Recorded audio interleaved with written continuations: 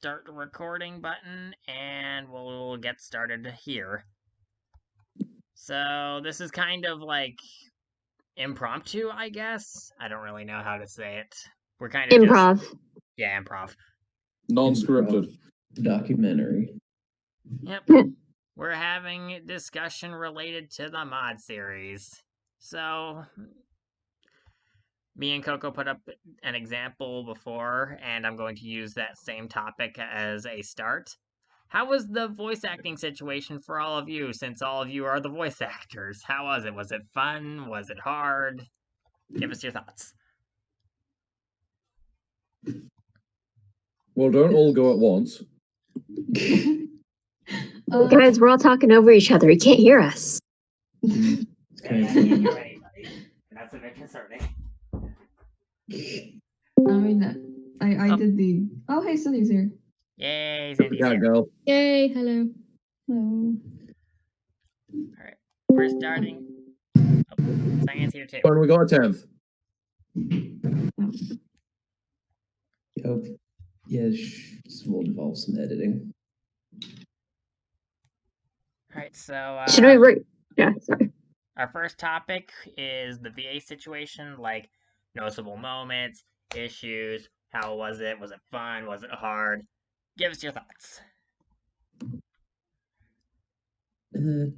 Okay, we'll start with me because no one seems to know how to do this. Just speak up I'm gonna immediately. start, but, I was gonna start, but I was gonna wait for someone else to go. But Sorry, I guess nobody else. I can go first. Sorry, someone just came in, so I had to mute my mic for a second. Everyone's being super polite and waiting their turn, but now no one's going. But, We're all too yeah, polite. and for me, the VA situation, because it was like, right, the two characters that I had to voice, one of them, which was Katie Forrester, right, her voice is pretty easy for me to do because it's not that far off from my own voice, but then I have to do Max Caulfield's voice, which is really difficult because her voice is way different from mine. So it was kind of fun to try to match the voices as close as I can, but it was also kind of difficult because obviously you need to figure out like how high or low to make your voice for it to work, a specific way that the character talks that you need to try to adapt to make it sound as good as you can. Yeah.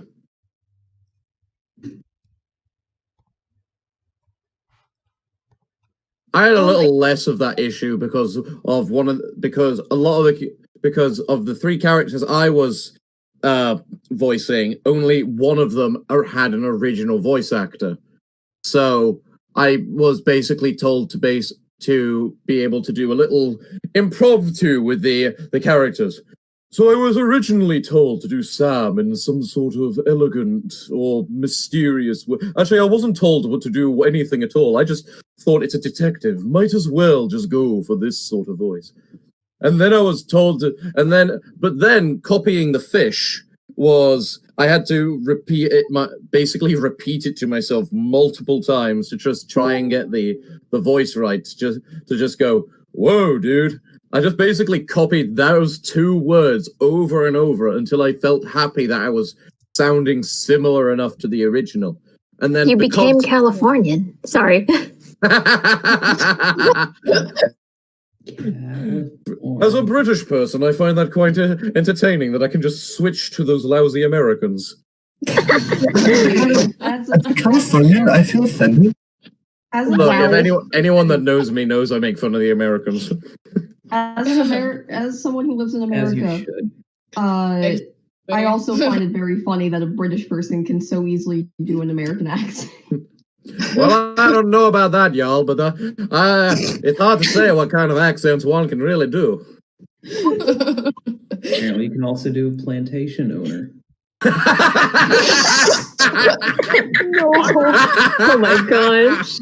While we're on the subject of accents, for some reason, I was told that I can do a pretty good Minnesotan accent, or something along that nature.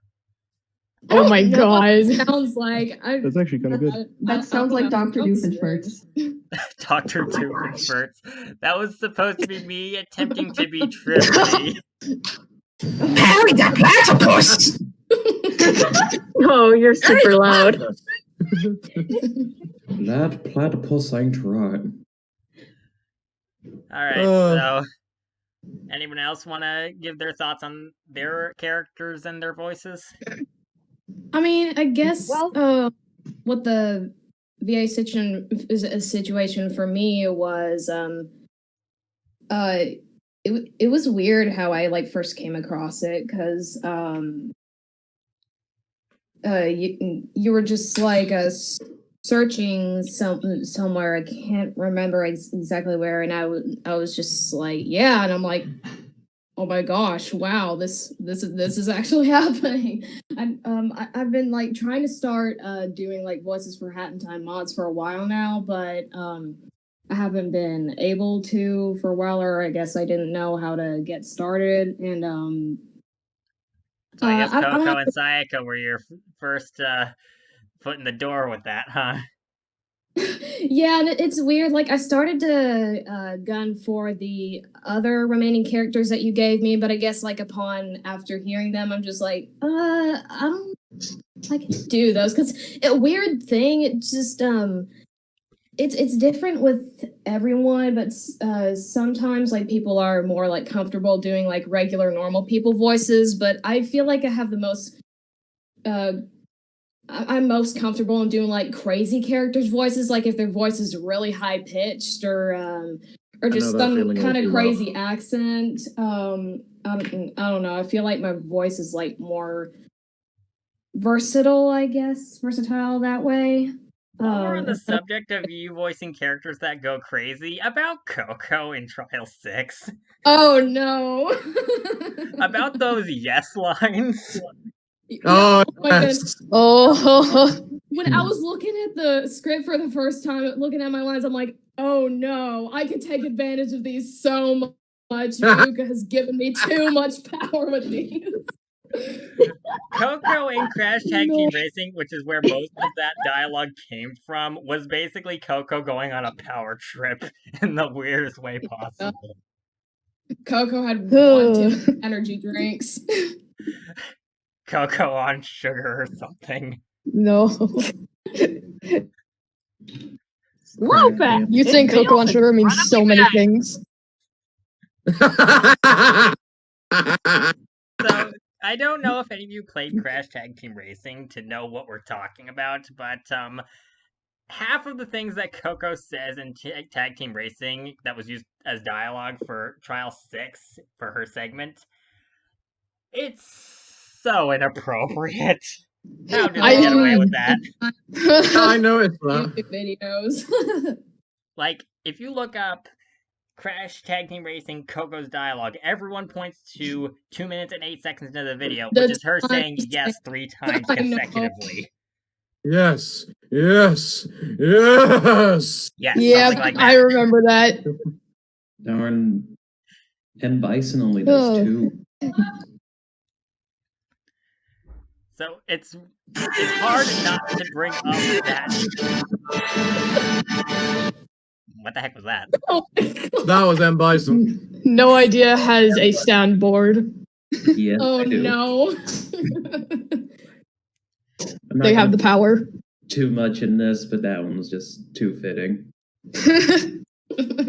So That's great. I feel like this might be a good transition. Raven does the current voice for Vanessa. No Idea did the voice for Vanessa in Trial 5. Should we talk about that? That was awful. I was not good at doing Vanessa's voice at all. Yeah, I did feel that the Half sixth of it was trial was better. my mic quality, half of it was I just cannot make my voice go that high, even with the filters. Yeah, your voices Yeah, for filters Daniel don't- and Sans were really good, but for some reason Vanessa's wasn't quite as good. Oh, you were Sir Daniel, were you? Oh, that was amazing. Yeah, No Idea did both Dan and Sans. And I loved Vanessa- Sir Daniel's voice. Yeah, that one was fun to do. I had input on my voice too, and I guess I forgot to mention it. I feel like I could do like imitate a good British accent for Vanessa since that's like what she sounds like. But I mean, I don't know if I did particularly well with like trying to get my voice low because I I typically sound like this. Like my voice can't like go too low, but like I have like as you've heard, I have a very high vocal range. I think that you did a very good job as Vanessa. Oh, I think you did as well. Oh yeah. Vanessa sounded amazing in the 6th trial. Thank you. Much better than the 5th. I don't mean any offense by that, but Well, yeah. None taken. It was actually bad. Well, I mean, you did your best. That's all we can do. Roomby came out good, and after that, I did end up getting a better mic, and that helped a lot with doing organic characters. Yeah, Ruby sounded good. He was cute. well, Yeah. for Tim, I guess I just did Doc Brown. You know, just like, hey Doc, I think it's those Libyans you were talking about. Oh, don't worry, Marty. I got it taken care of. Yeah, you can get that sort of vibe from Timmy and the... I don't know what the other thing was. Tim and Tim's friend. Yeah. Yeah. Yeah, I did his voice too. Tim's friend. Best character. Yeah, that's all I had to say about that. So something I feel like I should mention is that of everyone here, we don't have any main plot actors. Oh, wow. Nice. Oh, wow, really? B Wow. plot and C plot. Nice. Bitby isn't here. We don't have Tree Frog here, and Classy Time couldn't make it. So that means that all the characters that voice the main plot are not here. Unless you count me as the minion, in which case I don't agree with you. We're the main plot now. We're taking over. Oh wait, We're you voiced the cool kids minion? now. We're taking over. He voiced the minion for Child 6 because the one before had stage fright. Our Yep. house now. Yeah, Which Tree was Frog so got- sad because I loved the minion voice for the previously. Agreed. I think that Tree Frog did a much better job than I did as the minion, but there was nothing to be done. Regardless, I also had to voice like 5 other characters, and oh dear God, I am I had to voice Trip. so sorry you had to take the wheel for I'm so I have a- sorry. I am so sorry. Try to voice for Triffany, but it's like I don't know if I can do this. Like at the same time, she had only 2 lines, and I'm just like, I don't know if I want to do it if I can't make it good. Well, it's better than me. I'm a dude. Yeah, I thought about doing it, but I didn't know Bug Snacks well enough at that point. I tried, but I can't do a Minnesotan accent. I can't do any accents. me neither. I can't. I didn't know I cannot who do Yumi was accents at all either. until I like. I do Go not have for the ability to accent other than like Japanese English. Like, you know. The only accent I can do is a very bad British accent. Let the British man be the judge of that. Oh no. I think I'd rather not. Right, anyone else want to share their thoughts on their experience with the voice acting situation, or should I continue with my own characters and all the horrible things I can talk about with that? I'd like to say for me with the voice acting situation, I was kind of like interested in doing voice acting for like mods and all that, and when No Idea put on the table that, hey, they're looking for a white mage, maybe you can do it because people have heard my voice before with like voice acting, and I'm like, I will take that chance. Sure, why not? And all I had to do was like go for my normal voice, but kind of make it a bit higher and more soft, and then that's what I got in. It was kind of hard to juggle like school and voice acting, That's but surprising eventually I considering got how- it down. And I'm surprised It you was say really that fun. because you were one of the most punctual out of all the voice actors. You got me your lines within like a couple of days. Yeah, so someone like me has no excuse. Yeah, I think like half of the voice actors wound up taking like up until the last 2 weeks to get me their lines, which is I think for me it was somewhere around the I must middle. apologize. I had like 7 lines. I have no excuse. For Trial 6, I had maybe like 6 lines, and I kept on thinking like I gotta record the lines, and then I just forgot over and over again. I know, right?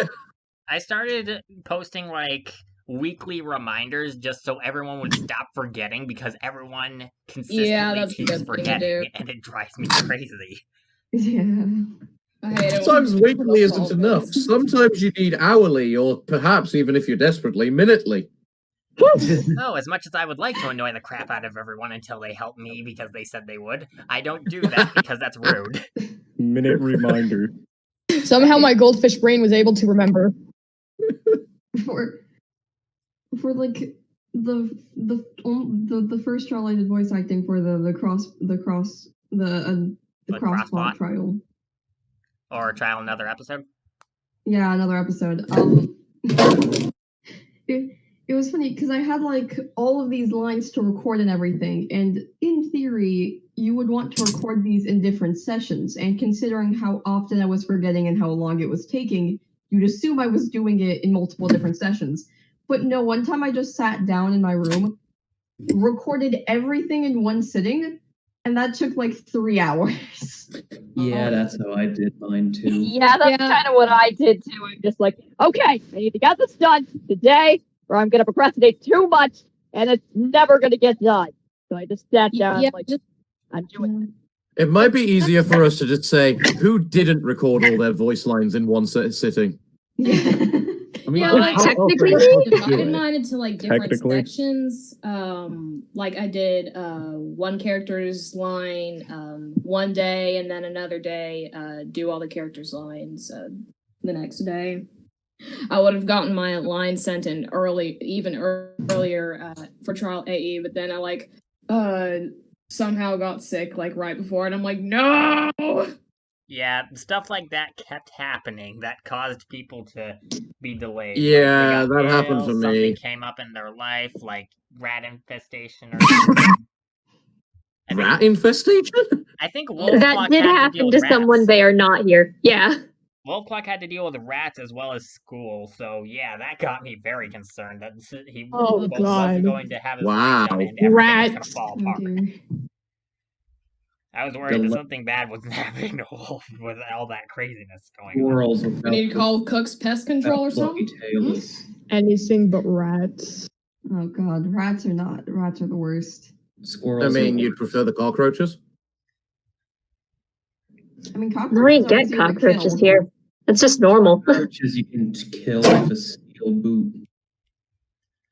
Mm. So, since they aren't here, should we talk about, actually, wait, does anyone else want to add anything to, does anyone want to talk about their characters? I don't think I heard anything from Hoot or Grim yet, or Casey/Instigator. I don't think I've heard anything from any of you yet. Do any of you want to add anything? I could say I something. could. Wait, no, sorry.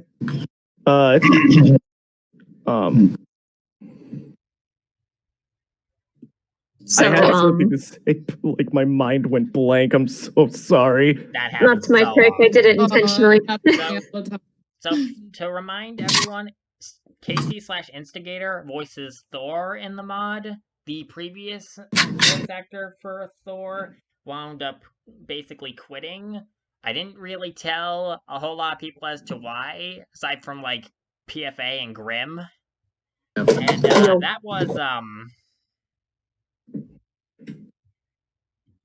should I post like what the message was that I got sent?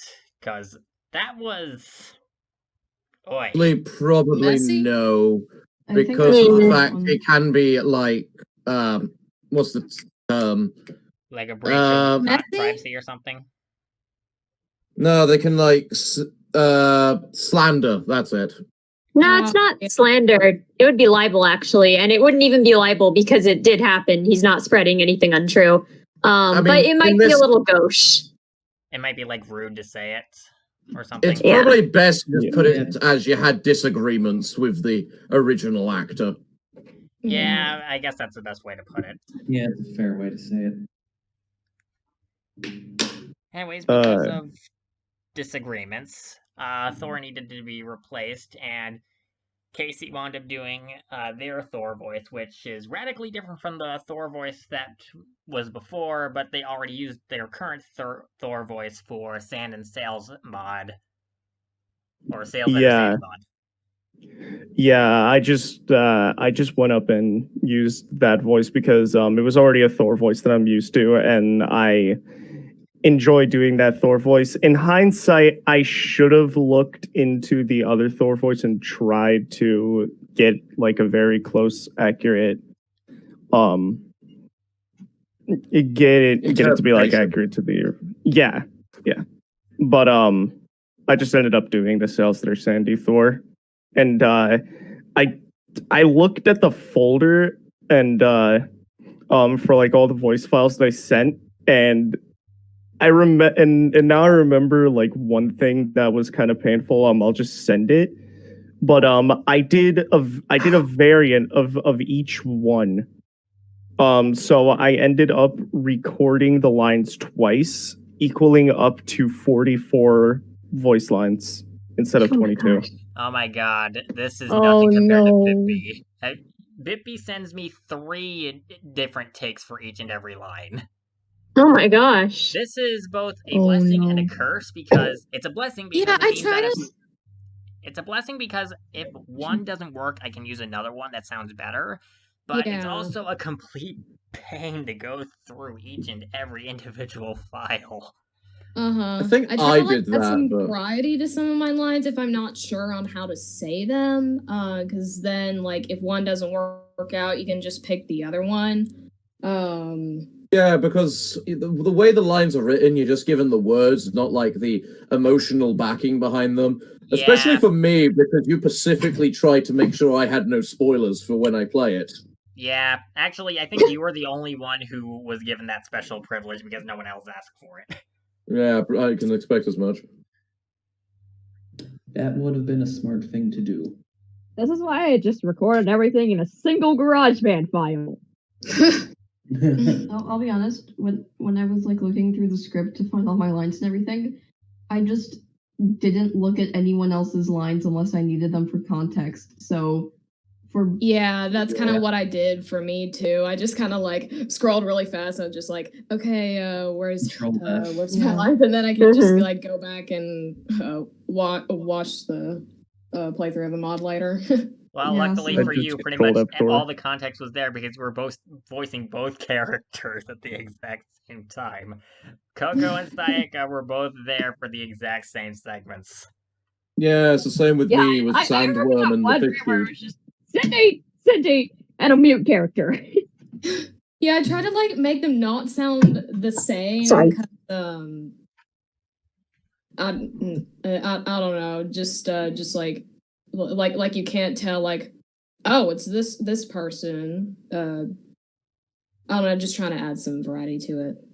I got lucky that neither Max nor KD are ever in the same segment except maybe once or twice. And that because of how different their voices are anyways, I don't think you'd really be able to tell. Yeah. Max and Katie both sounded different enough from each other. And I think... Sorry, you go. Now you go, Grim. I think there's a part in Trial AE where like a character I voice goes like transitions right into the other character I voice. And it's very jarring to me and probably to everyone else. Monica and Junko. Yeah. Oh yeah, looked in the credits. I was just like, really that's her? Really? I loved your Monica voice. Yeah, me too. It was Thank you. Some of the best lines, to be honest. Pretty much everyone agrees that your Monica voice is absolutely amazing. I personally, both of your voices were amazing. Your Junko was fantastic. Thank you. It is fantastic, but Monica is in it more, so you notice it more. If that makes sense. Yeah.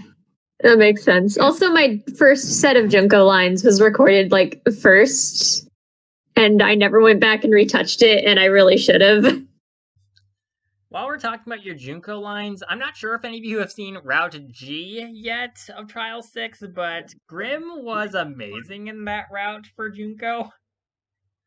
Wait, does Junko have more than the singular line in Route C in Route G? Oh my god, you need to see that. Okay, I really, really do. Oh my god. Should Make I a search spoil then. it or should I hold my tongue? Roll the film. I mean, I could mute if you'd like to say it.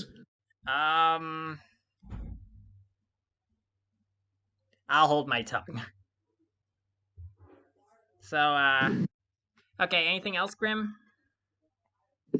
Wait, I do have something. So I'm mean, and I consistently kept trying to get you to use like any sort of like AI or text to speech voice, and I could never get it to work. The technology isn't there yet, but I want it to be. Yeah, Grim wanted me to use one of those text to speech thingies for one of the characters at some point. I got you to do it once, and I'm so grateful. And it never worked again because I could never get the voice right. That's a good transition to that cutting the branches April Fool's joke. Did anyone see that? I don't think so. Sure, I don't think It's not so. ringing a bell. Yeah, What? I figured that would probably be the case. It's only like 1 minute and 20 seconds long, and it's just an April Fool's joke. So, I could probably just like record it and show you guys all of it sometime. But Don't you have it recorded somewhere? I probably do, but not the current version that actually uses your AI speech. It's back when I was the one who voiced that specific character, and oh my god, I Right. should not voice girls ever. I don't see what the problem with voicing girls can be. If you can get your Okay. voice right. Okay, try imagining me voicing Natsuki, and you'll see the problem. Which one was Nasky? The girl from Doki Doki that's not Monica. Oh no. Oh boy, not cute. Oh, Oh no. I mean, technically, the Doki oh Doki. boy. Imagine me doing a girl voice like this over and over again. It's not gonna work. I can't voice women. It doesn't work. I mean, technically, the Doki Doki girls don't have voice actors. So as long as you have like 4 distinct female Just voices, interpretation. Well, you can Monica. get Monica away with does. anything. Hey, Monica has a voice. She's Monica's the only who one has, with an like, actual this- voice, thanks to the ending sequence when she plays the piano and sings that song. Mhm. Really? Oh, yeah. Yeah. That's why Grim did that voice, because that is I Monica's was- voice. I was right. Most people do forget it. I'm gonna like be the first to say I'm not a voice actor. I don't think I should have been allowed to do any of this, but I have this weird pet peeve when people don't try to like imitate Monica's actual voice, and that's how I ended up voicing Monica. Oh yeah, a lot of them do it wrong. I mean, if you got a story for me doing the voice acting, yeah, sure, go with that. Oh, something that kind of interests me with like when everyone was doing voice acting. How did everyone's like mic quality affect like either like the way that you would do the voices or just like the way that they ended up sounding in the mod and stuff? I'm sure mine affected Trial AE a lot. So, for me, as the person who put all these different voices with varying mic qualities in, I personally didn't care. I knew that this was a fan project with no budget, so if anyone had a beef with it, that's on them. If they're expecting me to have ridiculously high production value for something I'm doing for free, then I'm sorry, there's something wrong here. Yeah, that's perfectly fair. Yeah, true that. Yeah, I was literally just recording off the mic off my pair of headphones into my iPad, so I was like, that was okay, I what know. did. I literally just used the camera app to record a video of me doing the voice lines with my Yeah, I used a program with off my the earbuds, and I'm like, okay, hopefully this works. Yeah. If it sounds like I'm using a toaster mic, that's just I just went onto a voice recording site on my phone and just recorded everything. I just used my headset. I used a different mic than the one I'm using now. bad now because I feel like as Yeah. I'm one of the few ones with a professional mic, and I felt my lines were just awful. So No, you did great. Are you kidding? I really like the fish. So, Fish Dude and Sandworm, if I remember correctly, were both voiced by the same voice actor in actual Hat in Time. Am I right? yeah, that's Yes. what you told me. Yeah. You are So I correct on tried to that. do for the fish and the sandworm. I tried to do the voices similar, but because I knew you were going to distort the voice of the sandworm. You gave me a few examples for you. I know. So I didn't do it. I still didn't do it exactly the same. If I remember rightly, I think I did sandworm a little bit deeper than I did fish dude. I think sandworm was the deeper one of the two. So can we talk about the one voice acting person who's not here that was like the pinnacle of Trial 6? You mean which one was that? I'm not. I could name a couple, but Keep in mind this is obviously going to be a joke. Julie Kavner as Marge Simpson. I used that Marge kicking people joke 5 freaking times. Yeah. The Marge Simpson joke. I was was still laughing like a shocked by little that. child. Always comes back. Like, we got better each time. I still love the initial history of that game. I think it was you that told me at Rukia that the very first time the game was shown to Matt Graying, or Matt, I can't remember how to say his second name. Matt Groening. The very first thing he did was kick Marge down the street to the Quickie Mart. Yeah, it's like and they were afraid the developers were afraid the game was too violent and were going to remove the kicking, so they showed it to him, and then he just did that, and they're just like, fine, it's okay. Everyone starts the game off by kicking the ever-loving crap out of Marge. So, yeah, this is Marge's revenge. Oh my god. Marge is getting revenge for all those times she got the ever-loving crap beaten out of her right at the very beginning of the game. By kicking Marge woke up and chose violence. She wakes up and chooses violence every day of her life. Yeah, that checks out. You ever go to a ground pound on someone's head and they ping off into space? I love when that happens. Okay. I love that Marge kicking people joke way too much. You really did love it. I was too laughing much. like a little child every time it happened, just like,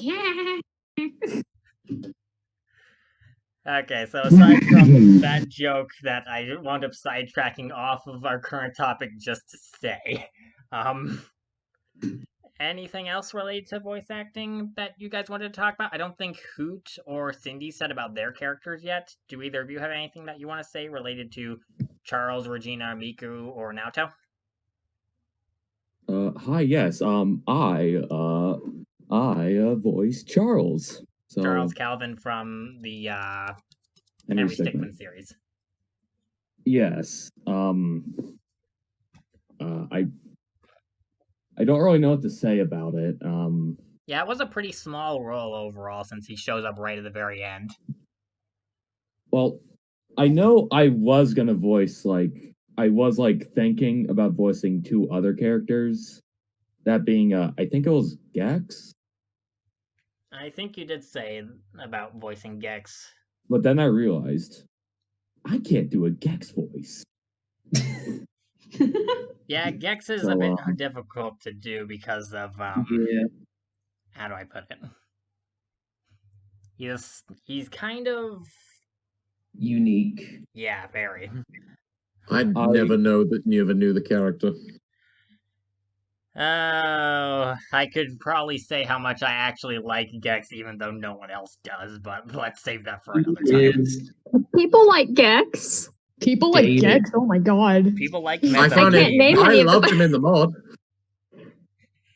It's pretty much a joke that in the community that he never shuts the ever-loving duck up. He does not. Just the comedy. That's okay. Neither do I. Like, half the things, even in context, don't actually make sense.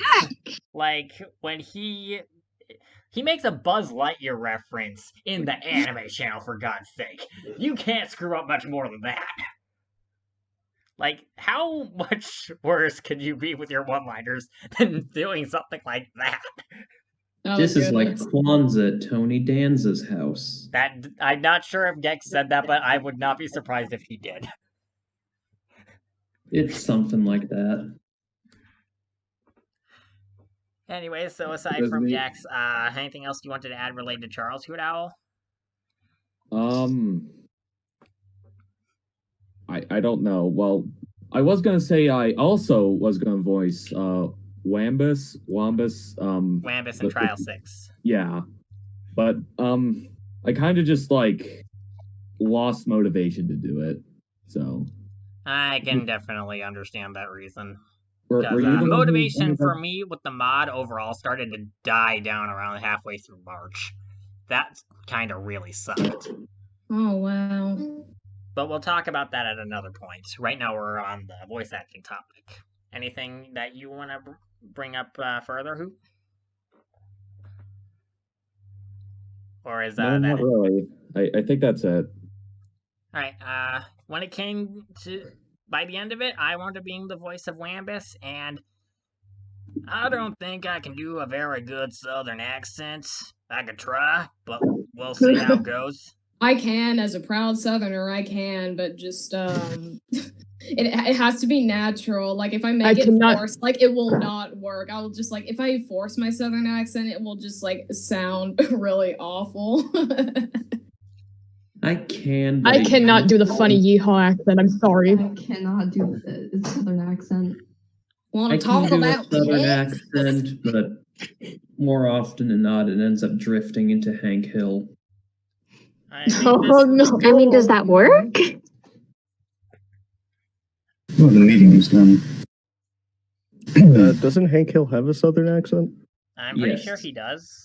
I don't watch Game of the Hill, but But I'm can pretty you sure he sell does. me propane and propane related accessories? I sell propane and propane accessories. God damn it, Bobby! God dang it, Bobby! That boy. I mean, that sounds fine to me. I probably should have tried out for Wambus, but anxiety. I also tried to voice Wambus with an AI. The AI didn't want to cooperate with me. No, it didn't. I was asked to voice Wambus, but when I tried, it messed up my throat. I cannot do it. Sorry. No No, it's pain, no completely gain. In the end, I wound up having to do it with my high-pitched teenager voice, and that's, oh lord. Anyways, moving on. What's your high-pitched teenager voice? What? What is your high-pitched teenager voice? Do it now. The one you're currently listening to. I sound like I'm, like, 17. Are you That's what not? I'm told, anyway. I'm told that I sound and look like I'm a teenager, despite the fact that I'm an adult. Like, I get But- yelled The at. silence. Yeah, that awkward Adult is silence. technically is Welcome being to the an club. You were saying, Peter? Guys, he's not newly an adult. You mean he isn't 17? People always tell me Still, like I got this little thing that I have, anime girl syndrome. I sound so small. I feel it. I feel it. oh yeah, just like it's so weird. I mean, like I kind of have a deepish voice or whatever, like around my family and like close friends. I'm really comfortable with, but I like somehow when I'm like out with other people I don't know too well, my voice just kind of just goes a little higher than what it normally is. There's a science to that, I think, that people who are socialized more femininely tend to do that. But I can't quite remember like all of the details, so don't take it with salt. So yeah, I think I'm the exact opposite. I get deeper the more around people I don't know I am with. I'm also just as good with words. Nice. So, A lot of people think I that I'm. the deeper thing. People think that I'm a lot older than I am, at least by 20 years. I'm the opposite, or it's just like people. People always say I look younger than I do, and I know at like a helps, like in the near future, like for you to like look as youthful as you did back then as you age. But it's just really annoying when you're young. It's just like, no, I'm not a baby. Shut up. I just usually assume I'm at this point of my life, I'm one of the oldest people around the people I'm around. Alright, so, Cindy, do you want to talk about any of the characters that you voiced? Well, for me, I kind of just sort of stayed in my usual range. I tried my best, but I just felt like my best wasn't enough. So, and I knew I probably wasn't going to be good. So I was like, you know what? Well, at least you still tried out for the roles. That does help. I thought you did a very great Naoto voice, and no one wanted to do Miku. Yeah. Literally, no one wanted to do Miku, and that annoyed me because Miku is easy to pull off. You just have to sound dead. That's all you need to do. If you wanted the other Miku, I would have had something. No, I don't need Hatsune Miku. I need Miku Hinasaki, who sounds like she's really dead and tired and about to kill Ghost or something. Because she Alright, I guess we could have just killed Ghost. I was thinking of trying out to Miku. I was thinking of trying out for Miku, and then I realized I am very bad at making my voice sound like that. Making it sound dead? Yeah, like just making my voice not sound like energetic is not easy for me to do on purpose. Like when I was doing Max, for instance, her voice isn't that energetic if you listen to it. Yeah, so it's I had never to really try been energetic. So I had to try to like sound more bored, which is not easy. No wonder I can do a good Chi-Chi impression. Chi-Chi also sounds dead, and it makes sense because she's a zombie. Alright, so, anything else you want to add? We're such a talkative bunch. Sure are. No, I think I've covered most of my bases. Alright, then I guess we'll wrap this up with my characters and some other things related to the VA situation I'd like to go over. So, my characters in Trial 6 were the Minion and the Empress because I had to adopt them from Tree Frog, who wound up resigning from the roles. I don't think I did a good Empress voice, but I didn't feel like... What would have been funny? You know what would have been funny if like I ended up like voicing Empress instead just because of my username Empress Twilight Raven. I was thinking about asking the server again if anyone would like to take the role, but after the dumpster fire that was looking for Tiffany's potential voice actor, I thought, you know what, screw it, I'm doing it. Let's just guarantee that someone will do it. You know what, that's perfectly reasonable. So, I wound up doing the Minion and Empress, and I also wound up doing Wambus and Triffany, and I wound up doing the Black Mage from Final Fantasy 1. By the way, those models that I used for Trial 6, those were from Mario Sports Mix. Oh yeah, those are great. Yeah, Mario Sports Mix was so like proto the like white mage I had to replicate. Proto Rosalina. I mean, not wrong. So am I allowed to say that Mario Sports Mix is my favorite Final Fantasy game as a joke? Yeah, I will attack you for it. Yeah. You go on a quest, save the 4 crystals, and defeat a big boss at the end. Yeah, it's a Final Fantasy game. I mean, it's my favorite Final Fantasy game. I think we can all agree that Mario Sports Mix is just the best Final Fantasy game. It's also the best Dragon Quest game.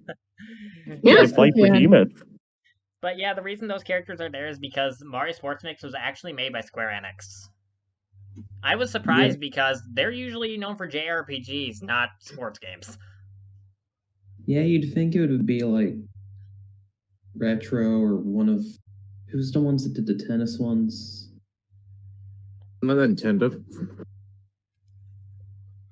I forget who did the tennis ones, but I yeah, think I know who you're talking about, and I don't remember their name. Next Level Games? Camelot? Was that it? No, wait, that Next was Level Mario Strikers. Games. That's it. Anyways, yeah, you think it would be one of them? No, Square using the Enix. microwave while I'm doing this because whenever someone uses the microwave, the Wi-Fi just goes to crap. Oh, So nice. Square Enix can do JRPGs and sports games, but not platformers.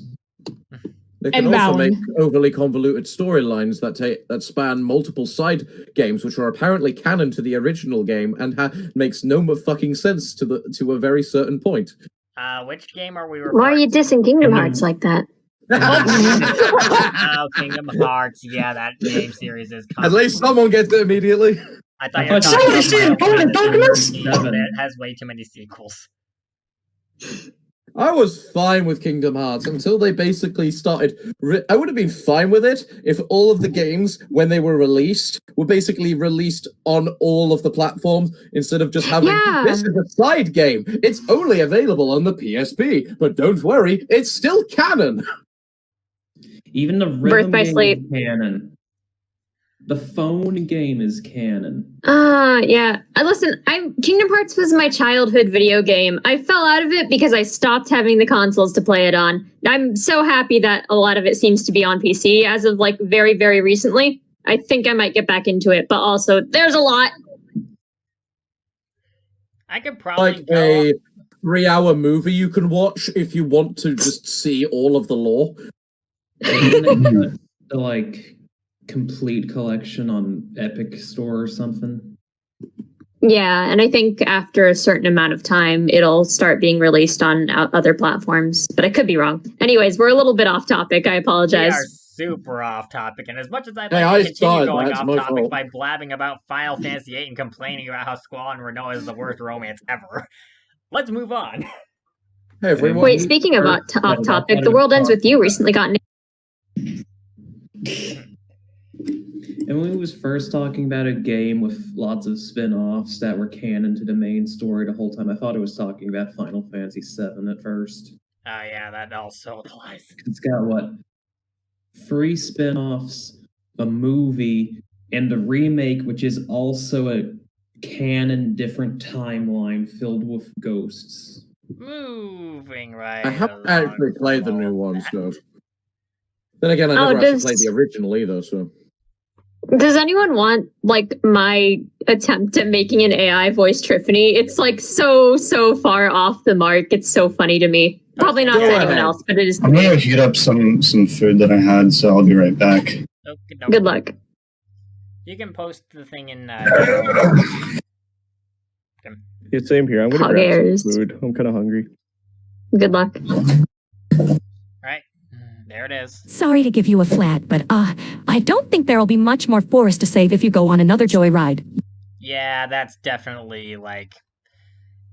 That actually has some of the lines that wound up getting removed late into the mod's development, but we'll get to there when we get to there. Like the start There of was- the words sound fine, but the middle of them is kind of. Yeah, there was another voice that I really wanted to use. I think it would have worked fine, but it was not available to me during the time I was trying to accomplish this. So I just started throwing like literally everything at the wall and hoping something would stick, and none of it did. And I'm not shocked. Yeah, unfortunately, I just don't like the way the AI voices wind up sounding. They just don't sound natural most of the time. That it could be expected, considering They they make are great an petcast AI. material, though. They're getting there, but it'll be a few more years before they start sounding. Yeah, listen, it's like one of my like biggest interests, so that's why I like push so hard for it. But the technology, it's just not there yet. Yeah. Not yet. It's getting there. Not yet. All right. Soon. Not yet. Alrighty, so In the meantime, I can try my best with Elder Forte and Talklight and such. So, the last character that I didn't get to mention yet that I voiced because we sidetracked to Final Fantasy to Mario Sports Mix to Kingdom Hearts to wherever the heck it went after that. AI voices. The last character I wound up voicing was Rez. Not sure if any of you heard of him. And I was able to pull off Rez and the Black Mage fairly well, but that's because Audacity Audio Effects allowed me to deepen and echo the voice to the point where you'd probably have a hard time noticing it's me. Is Rez in the G route? Because I don't remember him from the C route. He is not in the C route. Him and Gex are both exclusive to the G route, and they both share pretty much all cutscenes together. Because Rez is the main villain of the Gex series. Ah. That is also that theme that you were jamming to in the third trial when everything got to the halfway point for that light segment. That was his theme. You remember the theme I'm talking about, right? I haven't done G-Roots yet, so... No, I meant...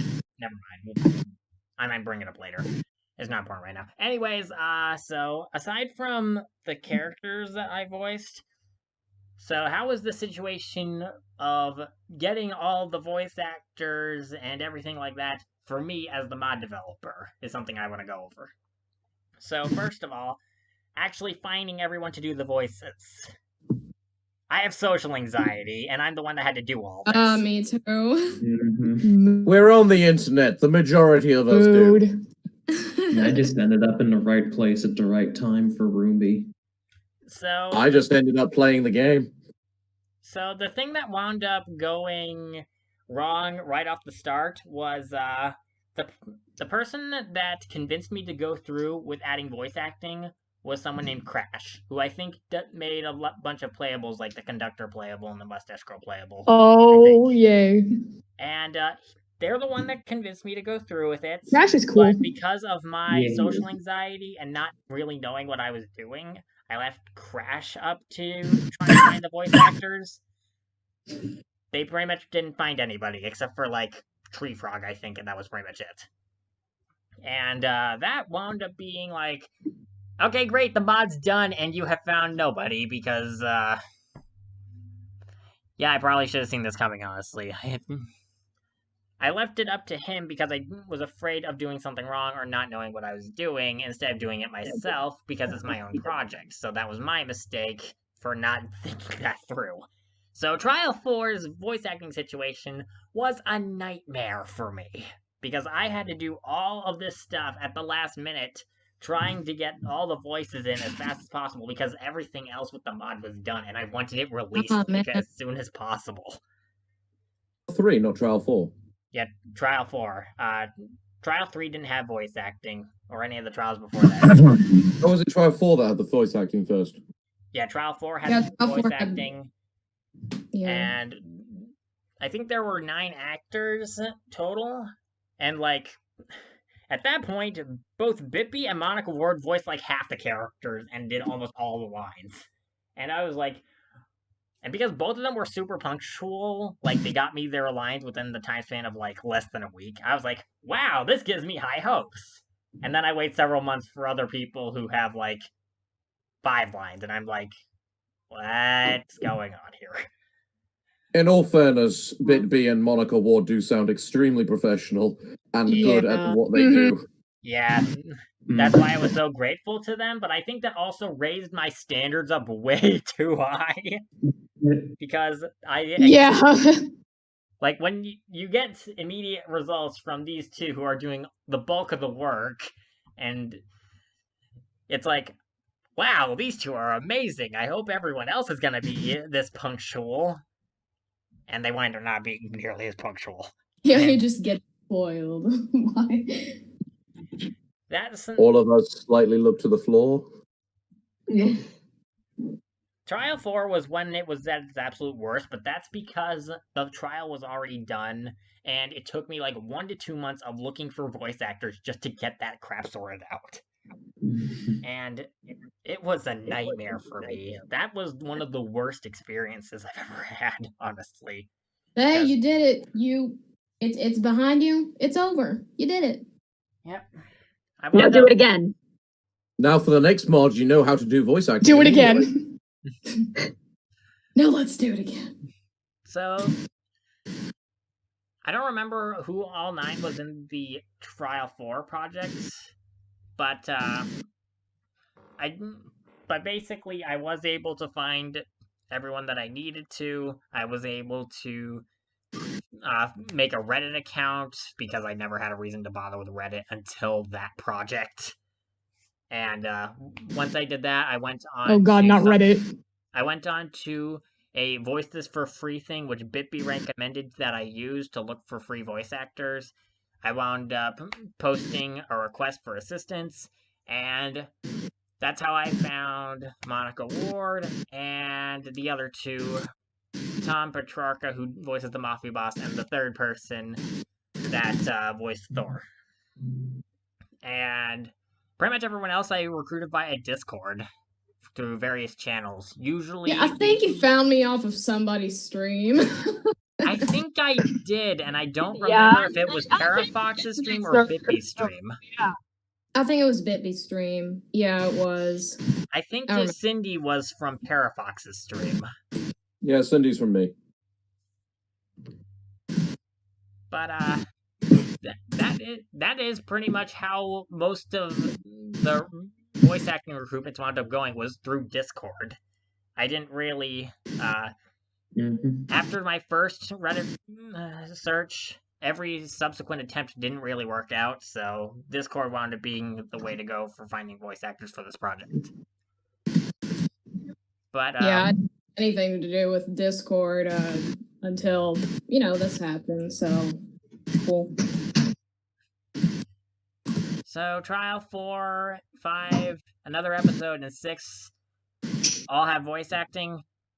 Everyone after Trial 4 wound up going significantly smoother because I knew what I was doing a bit better, and I already had a lot of the voice actors. I just needed to find people willing to do extra voices once more voices came up. Like, Trial 5 introduced Vanessa, so I needed to find someone to do Vanessa, for example.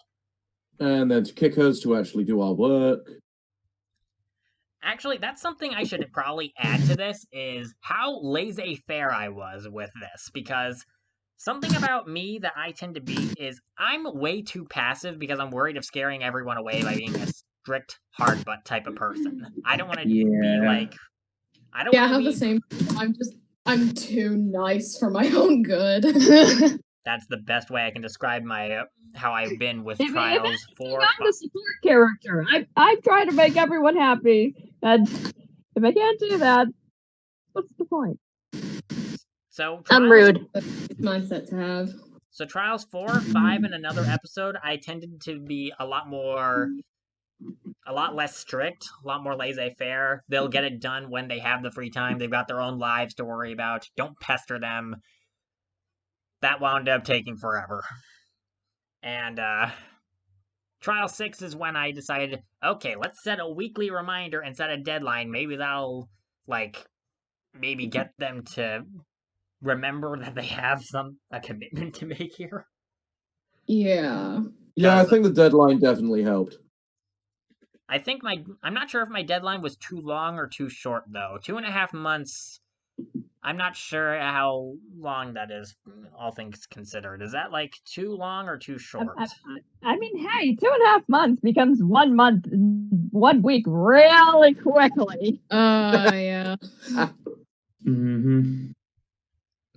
I knew that everyone had their own lives and everything like that, and Lord knows what's going to come up, so I just wanted to have enough time to get through whatever crap they're going through and record when they have free time so that life isn't getting in their way. But I think giving it too much time wound up causing everyone to wait forever because it's I can just do it later. There's plenty of free time. Yeah, I try to avoid doing that. For me personally, when projects like that come up, it's just I know okay, here's this project for this specific thing forever. I'm just okay, go. Quality. So yeah, that was pretty much how the voice acting situation wound up being for me as the mod developer. It was constantly an anxiety attack and waiting game at the exact same time. But I'm sorry. It's fine. It's I always have waiting anxiety. It's something I've always had since I was young because people keep people in my actual hometown area in real life tend to leave me hanging constantly. Like, I hate it when people don't follow through to stuff because that happens to me. Same. Like, it just it annoys the heck out of me. It's like, hey, are you gonna hang out with me? Oh, sure. They completely forget that they're going to hang out with me. Yeah. Or it's like, hey, you want to play this game with me? I'll do it later. And then I'm sitting there for 3 hours waiting for them to finish, and by the time they're done, they're trying to go home. It's like, if you don't want to hang out with me, just be straight with me. Yeah, just say it. Don't leave me hanging, man. That's not cool. Yeah, because this is something I always have issues with. I get my hopes up unreasonably high because I was promised something, and if you don't follow through with that, it makes me angry. Yeah, that's like I try to be like reasonable when I send in my voice lines. I'm like, okay, I'm gonna do this. I know this is the thing that I have to do, and then child AEF falls sick. I'm like, nah. Sorry, I wasn't trying to make it sound like that was. No, you're fine. You're fine. It's just like a thing that I've always done. Like I'm always like for projects, I'm like a get up and do it now in one sitting kind of person. That's a good habit to have. Yep, really punctuality. That's just me. I either get it done very early, or I get it done the day before the deadline. Yeah, it depends, quite honestly. Yeah. Yep. Sadly for me, like, it's like I'll do it, but then like at the end, I just get so nervous that I like screwed up or something that like I stop to myself and think for a bit before I actually like pursue the final part. I have a similar issue. Every time that I wind up releasing my mods, I wind up thinking right after it finally hits the shelf that I'm like, oh god, please tell me that it actually cooked properly and went through properly and there's no glitches. Please don't let it screw up because of something out of my control. I would like to just state that some of the glitches that I always found were some of the funniest bits of the mod. Oh yeah, like giant conductor next to small conductor in Trial 3. That was ridiculous. That was not supposed to happen. I don't remember that. Yeah, me neither. Watch Parafox's video on Trial 3. You'll see. It's Oh, kind of hard boy. to miss. Oh, The reason that glitch happened was because the size of the image for Grooves was what got hit with the wrong Kismet node, which changed his image from Grooves to Conductor, and as a result, we wind up with Giant Conductor where Grooves is supposed to be. That's the reason that wound up happening. No. Still love it. And now it's forever on the YouTube, so you could never live it down. Yep. Oh no. At least I found out about and fixed it for future references. So, there's that. The only thing I can think of when I hear big conductor and small conductor is don't talk to me or my peckin' son ever again. Oh my gosh. I don't know if I played before that got fixed. I wasn't really paying attention. I was just like, I'm gonna do this. I'm gonna do this. I am gonna do this. And then I wasn't really paying attention to like who was there, so I probably wouldn't have noticed the big conductor until someone points it out.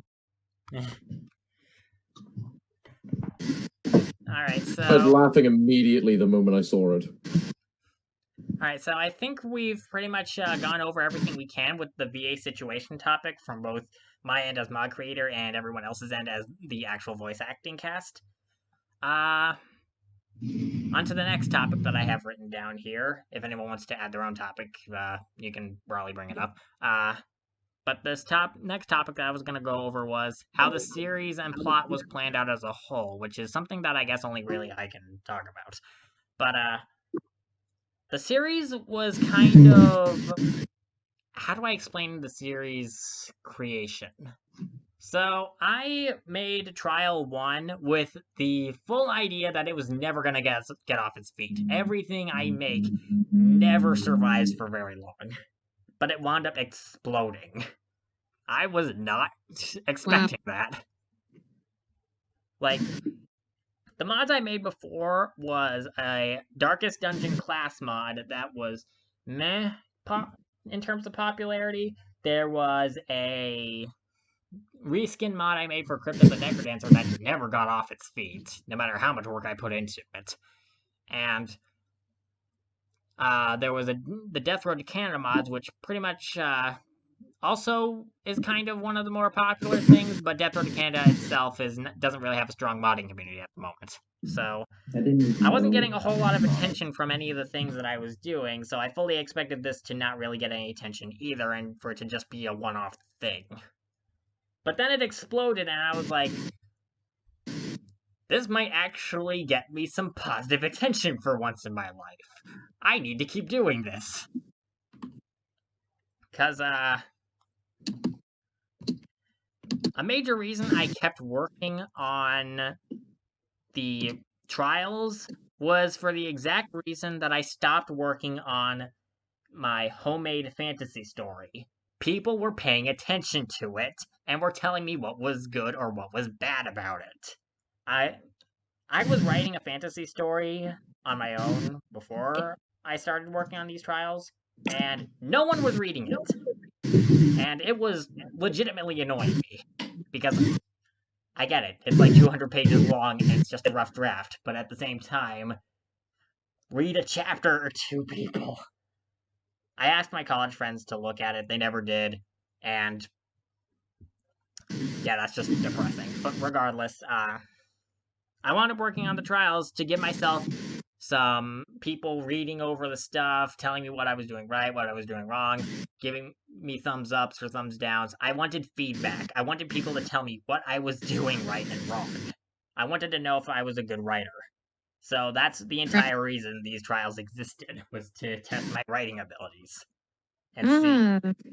And as it wound up getting more and more traction, I kept doing it because people were actually giving a crap about it. And it went past being just me testing my writing abilities to me finally getting a confidence boost back, because my confidence tends to get shot very often. Yeah. I know that pain. So, as you can probably imagine, having that homebrew story be not read by your friends for the course of several years can probably be a bit emotionally taxing on you. Yeah, ow. My god, I'm still mad at them. I may be on good terms with them, but I'm not gonna sugarcoat it. I am legitimately royally PO'd at them for not reading a single chapter. I get it. The whole draft is 200 pages long, but a year or two, possibly 3 at this point, I forgot how long ago it was when I sent them that thing, and they still haven't read it. Are they avid readers in the first place? Probably not, but I'm a friend of theirs, yeah? Don't you do favors for friends if they ask? Or do you just, like, say you're gonna do it and then never do it and leave them hanging indefinitely? Like, if you're not gonna do it, then just say no. Yeah, don't leave like, me hanging like this. honestly. Yeah, again, like, don't leave me hanging if you're telling me you're gonna do something and don't do it later. Yeah, because like it's okay if they're not going to do it, but they gotta like be upfront with you, you know? Yeah. Right. And I was actually on good terms with these people, and when they left me hanging pretty much indefinitely, it was like, well, I guess this relationship is pretty much tanked. Great. Just what I needed in my life. More tanked relationships. Anyway, so that's why another 10 here. That's why I feel like I'm doing too much stuff. I want to make everyone happy by doing these things that they wanted me to do. You're doing great. Don't be afraid to step back if things get overwhelming for you. You matter too. I appreciate you taking up the roles that you did. Thanks. But yeah, the entire reason that the trials wound up going the way that they did was pretty much entirely because I needed to fix my shot confidence after being ignored by my friends in that regard for so long. And I am still not over that. That does tick me off to the point where I'm not sure when I'll get over it. But regardless, that's pretty much the entire reason that, yeah, that, as I said before like 5 times now because I'm bad at wording things, that's why that happened. The plots wound up happening because of this incident. Regardless, moving on. The way that I wound up going about it after Trial 1, which was kind of like... Trial 1 is weird, let's be honest. It has pretty much nothing to do with any of the future trials, does it? It is, like, its own sequestered thing in terms of style and humor. That's because it does so much self-referential and Danganronpa referential humor that it just stands out from all the other ones in terms of how it goes about itself. Like, it makes fun of the pink blood thing over and over again. My God, it's just like Kingdom. But aside from Trial 1, every future trial, I kind of tried to experiment a bit with. So, Trial 1 was me testing the water and being my weird, humorous self. Trial 2 was me trying to see if I could write drama well. I think I did a good job. Did I do a good job? Say so. Yay. I think you did. Trial 3's objective was make Trial 3 not suck this time, for the love of God. Because Danganronpa Trial 3 syndrome is very much a thing. Each and every Danganronpa game does not... Every single Danganronpa game can't have a third trial double murder happen without it being horrible. And it's always... I mean... Such is the way. Celestial was fine.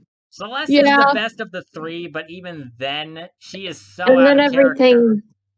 Everything after that. Oh boy. Oh, there's so much going on. Okay, so... Celeste troubles that just made no sense in terms of Celeste's character. Yeah, Celestia Ludenberg is supposed to be like the ultimate gambler. So, if I'm correct in assuming how gamblers are supposed to operate, they're supposed to be like really good at hiding their intents, emotions, etc. So she's supposed to have, as well like, as really valuing good... risk reward. Yeah, she's supposed to be like the ultimate gambler. She should have the best And poker she face out of chose everybody. Hifumi to be her accomplice. I mean, it's a gamble. I mean, to be fair, if her plan was to off him anyways, it didn't really matter. I feel like the way they should have gone about her was, A, make her have a better poker face instead of freaking the heck out almost instantly once the cracks start to show. Like, she doesn't have as much calm as she should for a gambler who, if I remember the backstory of correctly, wound up going through deadly gambling games before and survived, and the only thing interesting about it was that she accidentally spilled tea on her dress and needed to get the dry cleaners fast. It's like, if this is your backstory and you are supposed to be, like, this numb to terror and fear and stuff, as well as having an excellent poker face, then why aren't you using your poker skills to detect when people are lying? Or find out, like... Well, that can actually somewhat be explained with V3 once you discover what the truth We behind... don't talk about that. V3, me and Grim both agree that V3 should probably not exist. Was pretty good, though. But wait. Even not taking V3 into account, because let's be honest, V3 was retroactive, so I'm not going to use V3 to explain anything in the previous 2 games. Also because I don't like it and I'm biased. But Celeste, who's to say that Celeste wasn't lying about the experience she said she had? Like, she's known as the queen of liars for a reason. She's got to be pretty good at it herself. She's good at lying. She's good at poker. She's got a good poker face. Or at least she's supposed to. Why is she so out of character throughout the entirety of Trial 3? Well, she's good at lying, and she says she's had all of these deadly experiences, but then she's, like, actually expected to, like, back it up seriously this time. She could have cracked under pressure. Why am I arguing that Danganronpa has, like, any semblance of good writing? Yeah, I like V3. Okay, let's transition to that actually for a bit. Let's sidetrack to that because that is something I actually want to bring up. Oh boy. How many of you have actually played through Danganronpa and agree with both me and Grim that the writing is crap? I've played I half the first know. one. I've played all of the games. I haven't except played it, but I Act watched 1. playthroughs. I can agree with you on that. I'm sorry if I've spoiled it for Let's anyone Play here. 1 and 2 and played through V3. I've haven't only played watched it. Major My Plan, and I still haven't watched the last 2 episodes of V3, but yeah, I can agree. Ooh, you're in for something. I Oh, boy. played through the intro of 1. Only the intro. You're That's all lucky. you need. Just quit while you're ahead. Very lucky. So you didn't even get to the point where that dude died. So No, you can't just say that. I played all the You can't games just say and that. I've watched all the animes. Guy dies in Danganronpa? How? No way. No one This dies. is an I didn't incredible think the plot writing was twist. that bad though. No one dies. It's- It's a good ending. Danganronpa, like, it has, like, a lot of points where it'll bring up a good idea, and sometimes it'll even, like, execute a good idea, like, in a really cool way. I think for, like, how silly it is, Junko is, like, done really well and in a really fun way. But, like, there are also a lot of times where it'll bring up a cool idea, and then it kind of, like, won't capitalize on it very well, or it'll go somewhere, like, entirely weird with it. I can give an example of this. V3 is full of these, let's be honest, but Yeah. Trial 3 of V3 is one of the worst case offenders because it brings up the possibility of a first come first serve for the double murder. So this means that potentially there could be 2 murderers and one of them gets blackened but the other one gets a free pass. So the end result could have Yes. been so that one of the people that lives to see at least 1 or 2 more trials, possibly even be a finalist, is someone who wound up killing one of the participants, and thus you're not going to be on. No one's going to be on good terms with this person and be extremely distrustful.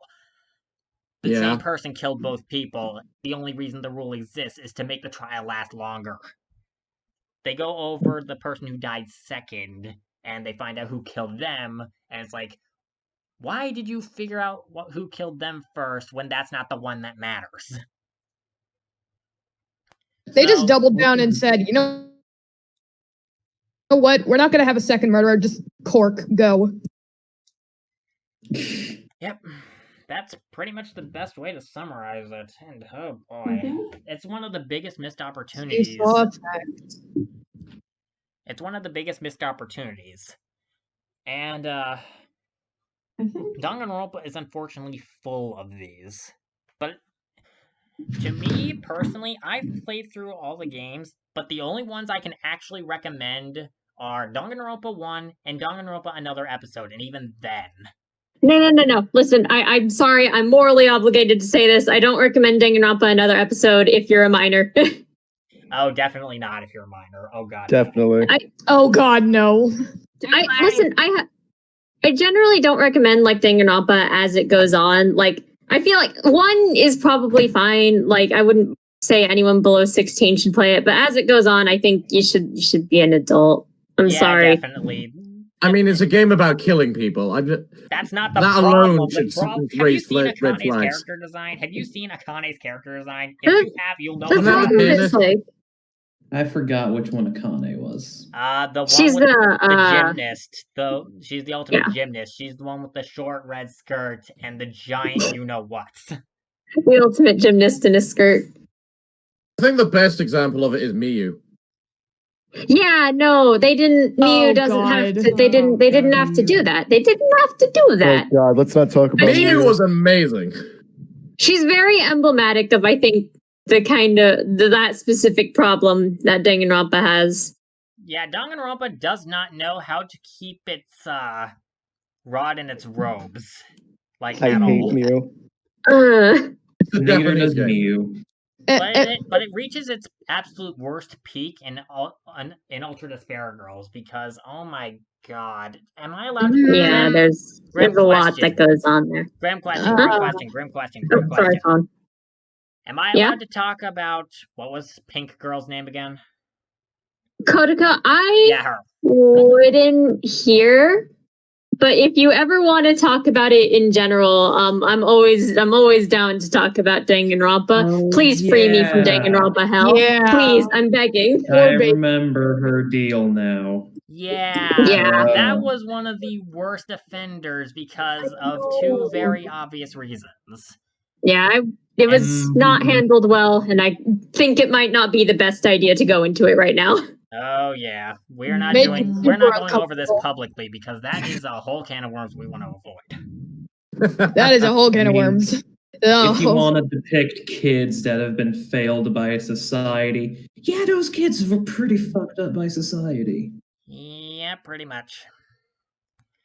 Yep. Oh, and Kodako got it the absolute worst, and the way they handled it was the absolute worst. Pretty much all of us can agree to that, yeah. Yeah.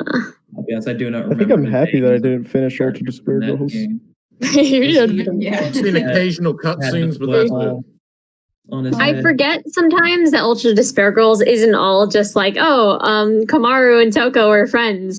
Because that's the best part of it, and then everything beyond that is like, no, stop, why? Yeah, Well, I Toko, mean- Toko got redeemed in that game simply because she's not Eeyore anymore. She's actually helpful. There's also another good part of Ultra Despair Girls. I mean, even Eeyore can move the plot forward. Eeyore's important. I mean, like, Nagito's in it. Listen, Danganronpa 1 is the best game because it doesn't have Nagito. So, can I actually say why The Danganronpa only 1 is one. my favorite? Can I say why DR1 is my favorite? Yeah. Because 2 and 3 follow DR1's formula, and it doesn't work for either of them. Danganronpa 1 is the most, how do I put it? Consistent within itself, I suppose is the best way I can put it. Like, let me try using 2 and 3 instead and complain about those to get my points across as to why those are bad. Why is Trial 3 always the one where two people die? I don't because It's a tradition. DR1 formula keeps happening with every subsequent game. So each and every Danganronpa game after the first one follows the first one's formula. Trial 1 is always winds up killing off someone that's advertised as important. Trial 2 is, I guess, the emotional one. Trial 2 and V3 just made me have so much spite for Kurumi, so that didn't work. Trial 3 is always the double. Trial 4 is always the heroic sacrifice of some kind. Trial 6 is the plot dump, and I honestly don't know what the Trial 5 Trial was. 5 is always the Can I point out that Trial 5 is the darkest hour. I wanted to point out that in every single game, Trial 4 always has the buff character be killed off. I just need to say that right now. Too. The buff character and a heroic My sacrifice. God. No. And the buff No. are every single one. They're all amazing for different reasons. Don't remind me of the way I had to start off 2021. Protect Gonta at all costs. Gonta needs to be protected. He's a good. Not shut Gonta up. is friendship. What even I was don't see the Pokemon appeal of and- Gonta, honestly. He's too stupid for my tastes. Exactly. No. He's too stupid. No. Listen, Isn't Gonta's he literally more... raised in the woods? Probably. He I was don't raised know. by wolves. Kind Yeah, of. so there's I a mean, level- V3 is It was weird. down to stupidity. I mean, if you do his social links, you find out that he was actually raised by lizard people. So Sorry, he was raised. Wait, what? Am I allowed to say that? anyways, so I think that because it sticks too close to the formula of the first game, that both 2 and V3 wind up suffering. Because a murder mystery should not be predictable. That is a bad thing. That is Oh, Yeah. Oh Or yeah. if it is, then it should at least be very, very fun Oh, to yeah. get there. Yeah. Yeah, and it's not fun to Although get there the because it Twist executes of its ideas V3 so does actually bad. make it give an explanation for why it always happens in that order. Yeah, but I don't like V3. I think that my trials wound up avoiding the formula a bit the closer to the end it got because there were like 2 double murders that wound up happening towards in my trials. Like trial 3 was a double, but also trial 5 was a double. Trial 5. And I think that me trying to deviate away from the formula wound up being one of the best decisions that I went with, because at first I wound up sticking with the formula out of tradition, but then I slowly started to get the heck away from it because I started noticing, hey, this tradition needs to die. Yeah. The time you're also ridiculing the traditions and the formula. You can especially see that in Trial 3. Come to think of it, I remember in Trial, another episode, I remember because earlier you were saying how like Danganronpa has a lot of like aspects that could have been really good if they had used them well, but then they just didn't do anything with them. Yeah. Yeah. And I remember in Trial, another episode, it was either in the script or a note in the mod itself, which was just saying how like the whole body discovery announcement thing had a lot of potential to be used for like getting alibis from people, since the blackened isn't counted in the Well, body. sometimes it isn't. Yeah, Nagito actually did bring this up in Trial 2 of Danganronpa 2, but because of... Can I go over how that works just so everyone's on the same page? Yeah. Sure. Okay, so Trial 2 of Yeah. Danganronpa 2, the killer winds up having an accomplice that winds up not saying anything, and no one... Okay, as far as everyone else knows, the body discovery announcement goes off after Kyoko and Kazuichi find the body, which is only 2 people.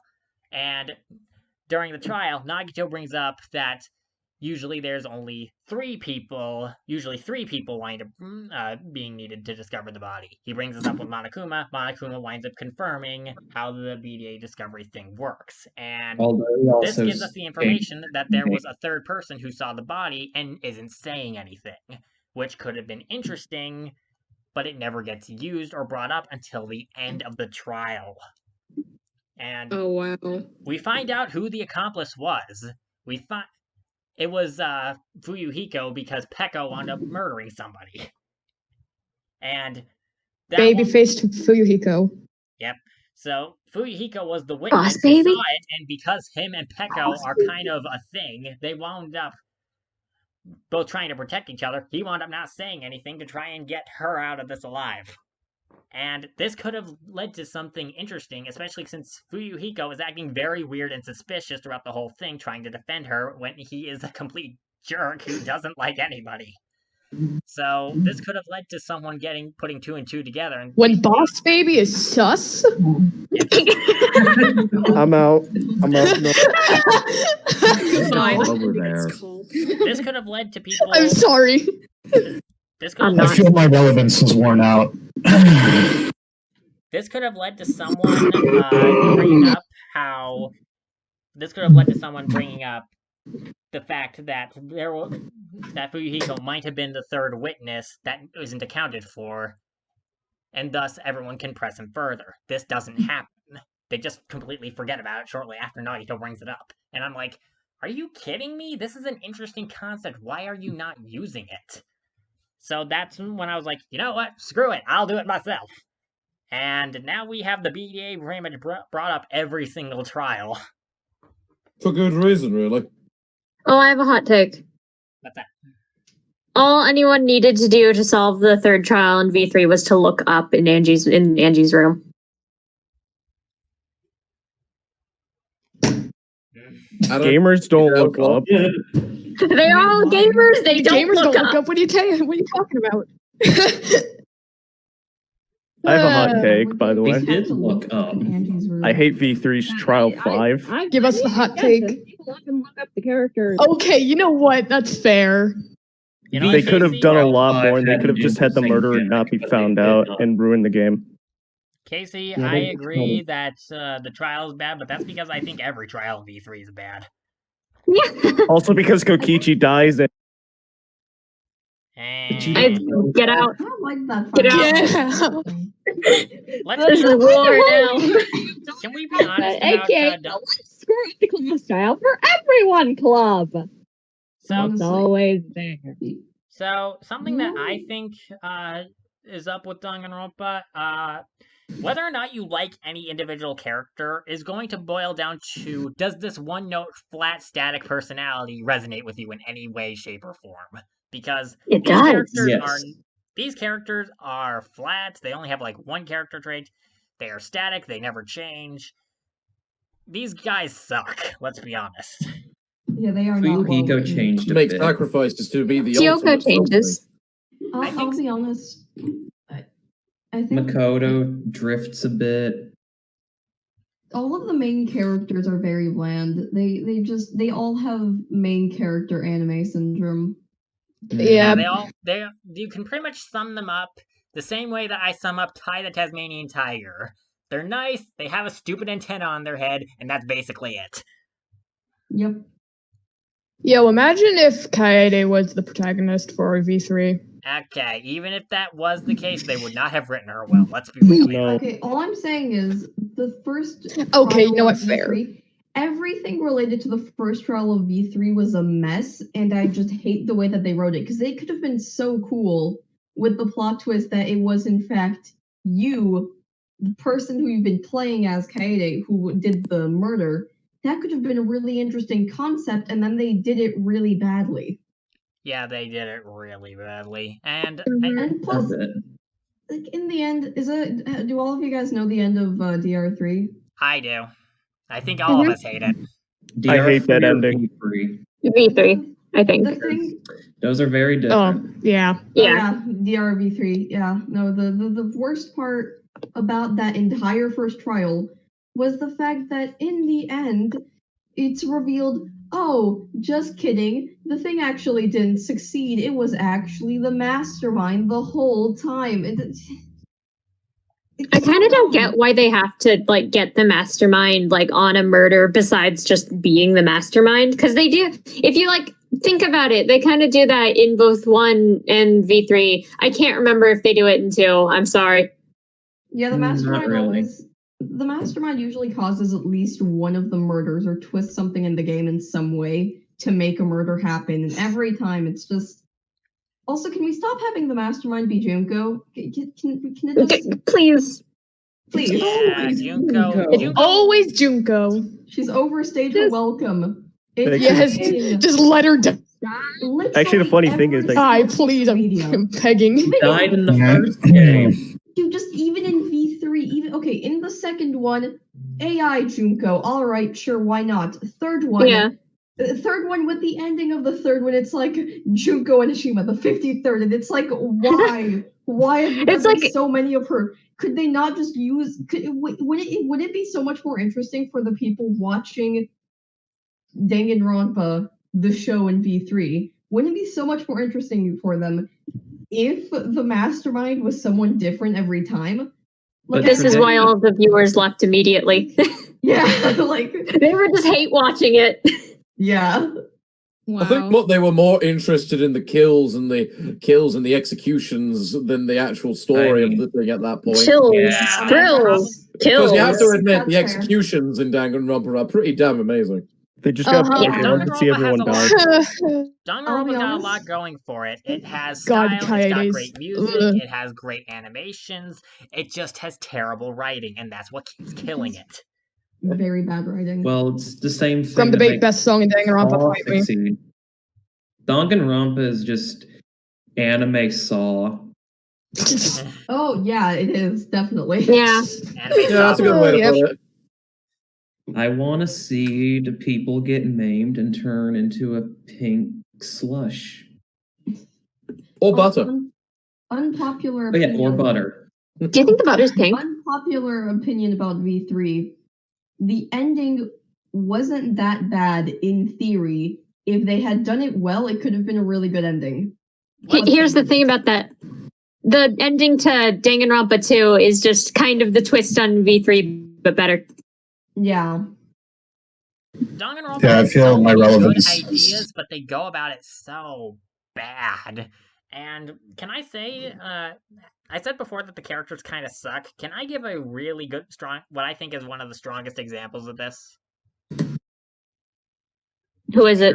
Actually, Rantaro? probably 2. Mahiru and Hiyoko, or as I like to call her, Japanese Angelica Pickles. Let's Say be what honest. the ultimate is for me.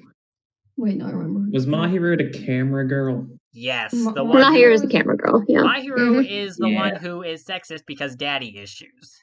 That is basically how it boils down. And I'm thinking to myself, so I'm Still a better reason than Tenko. So Yeah. Can I? Okay.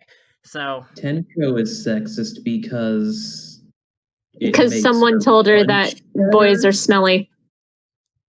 And that's literally it. So pretty much. So Mahiru's reason for being a complete jerk to men is because of her daddy being a lazy butt who doesn't do anything, and she has to do all the housework, even though he's not emotionally there, and her mother is not physically there because she's off doing war photography. It's like, if your parents are never around in your life, even if your father is physically there but not emotionally there, and your mom is emotionally there because she's sending letters but not physically there, wouldn't you wind up being spiteful towards your parents for not being there for you in one way or another? Well, I mean, she probably is, but it is logical that an experience like that would lead her to the biases she has. I would not argue that Danganronpa handles it particularly well, but it could be handled well. Basically, is what I'm saying. It is not an implausible idea. If they want to handle it well, they need to change who her BFF is, because Hiyoko is not the best choice for this. Because Hiyoko, as we just mentioned, is terrible. She is Japanese Angelica. Sociopath. See? I'm gonna go because I feel like my relevance is worn out. Sorry. Me too, buddy. So It's alright. So Mahiru's BFF is Hiyoko, who is the biggest bully out of every single character in the game. And as a result of this, because Mahiru keeps defending Hiyoko, despite the fact that Hiyoko is the biggest bully there, she winds up being like an overdoting mom to Hiyoko and a complete jerk to all the guys that she keeps harassing. Even when Hiyoko is very obviously the one who started it. And this is very easy to see as Mahiru picking favorites. And Yeah, it literally is. Mahiru is picking favorites because of her biases. They blind her towards Hiyoko's instigating. And that annoys the crap out of me, especially because of the role she's intended. I can very easily tell, based on what the characters are saying and how even the guys are viewing her as like a mom figure to them, that she is supposed to be the mom of the group. She is not a good mom of the group because she is picking favorites. A good parental figure does not pick favorites. Well, I mean, just because she is saddled with that role does not mean she is suited for it. Maybe, but even still, she's not good at... It annoys me because that's what they were going for, and they missed the mark so bad. Everything in Danganronpa is really just, that's a really cool concept, you know? It could have worked really well. And then you had this group of writers write the game. Danganronpa itself. And the weirdest thing about it is, I'm not sure if these are the same writing team, but Spike Chunsoft made the game. Guess what else they wound up making? Pokemon Mystery Dungeon Explorers of Sky. Oh, damn. They did? Yeah, they what? Same people? Spike Chunsoft made Pokemon Mystery Dungeon Explorers of Sky, which is generally considered to have the best story out of all the Pokemon Mystery Dungeon games. That makes people cry of emotional tears because... No, not Graviel. He's too amazing. But what's the difference between? What's the age difference between the two games, and how many writers have been replaced since then? I have because the same group that worked on like out between Time, Darkness, and Sky. I don't know. But speaking of Pokemon and the Danganronpa writers, is anyone going to check out that one game that the original writers of Danganronpa made that like uses the artist from Sword and Shield? Yeah, that one's like world. It's been in like development hell, and like it just came out. Like it finally got like officially advertised in one of the like Switch Directs, I think, recently. Take that as a no one knows about it. I remember seeing it in a direct, but I do not remember what it was called. I think it was World's End Club, like you said. Yeah. I don't know if it's out yet. Alright, so Danganronpa It's like- Trigger Happy Havoc was made in August 20 of 2012, and Pokemon Mystery Dungeon Explorers of Sky was made in... April 18th, 2009. So about a 3-year difference, I think. Okay. Oh 3 yeah. years. Oh yeah. Now I remember seeing that. Well, I suppose it was a case of the first one had the best story of the lot, so maybe you should look at the difference between the first one and the second one. Yeah. Regardless, I think pretty much all of us are on the same page and weirdly in agreement that, yeah, the games have interesting concepts but really bad writing. Yeah. I guess I don't know, like, I don't know why I argue for these things. I guess, like, sometimes when writing is bad, my brain will, like, fill things in where, like, the actual story didn't go over it, so I don't notice. I don't catch everything. But, like, no, Danganronpa's writing, it's not good. It has interesting ideas, but they're not executed well. I think something Danganronpa really needs to do is just accept that only half of the characters are going to make it and just view the rest as dead weight so that the other characters that are actually going to make it to the end are going to shine. Instead of going about it in such a way where they're trying to make everyone important, actually but why, there's only so much time, and as a result, everyone's waving around death flags right when they're about to die, because that's their time to shine right before they die. It's like, well, then it'll be obvious who's gonna die next. Yeah, and then, like, you won't care about the deaths because they won't be interesting characters. But if everyone's equal, anyone could die next.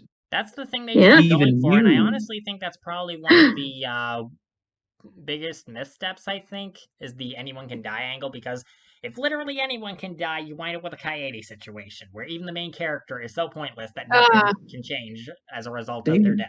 I am honestly surprised throughout the entire series they never had you were the murder victim. That probably would have been an interesting concept and could have resulted in a pro-tag switch, but no, they're never going to do that. I mean, it would have been interesting, but I wonder how you would pull that off. Like, if you're the murder victim, you kind of just, like, disappear somewhere in, like, the daily life. How do you? I don't know. Stabbed you in the back. One morning you wake up as a different character, and then you come across your own dead body. Another way you could go about it. Another way you could go about it is if you wind up having it so that each and every chapter you play as a different character. Like, you could play chapter 1 as Makoto, then you play chapter 2 as Kyoko, something like that. Yeah. I kind of tried doing something a little bit like that with my mod, where there's a focal character for each of the different trials. Like, Hackett is the main character for Trial 1, Bokid is supposed to be the main character for Trial 2, the Minion is the main character for Trial 3, you get the idea. Also, the Nomad. The Nomad was so good in this. Yes.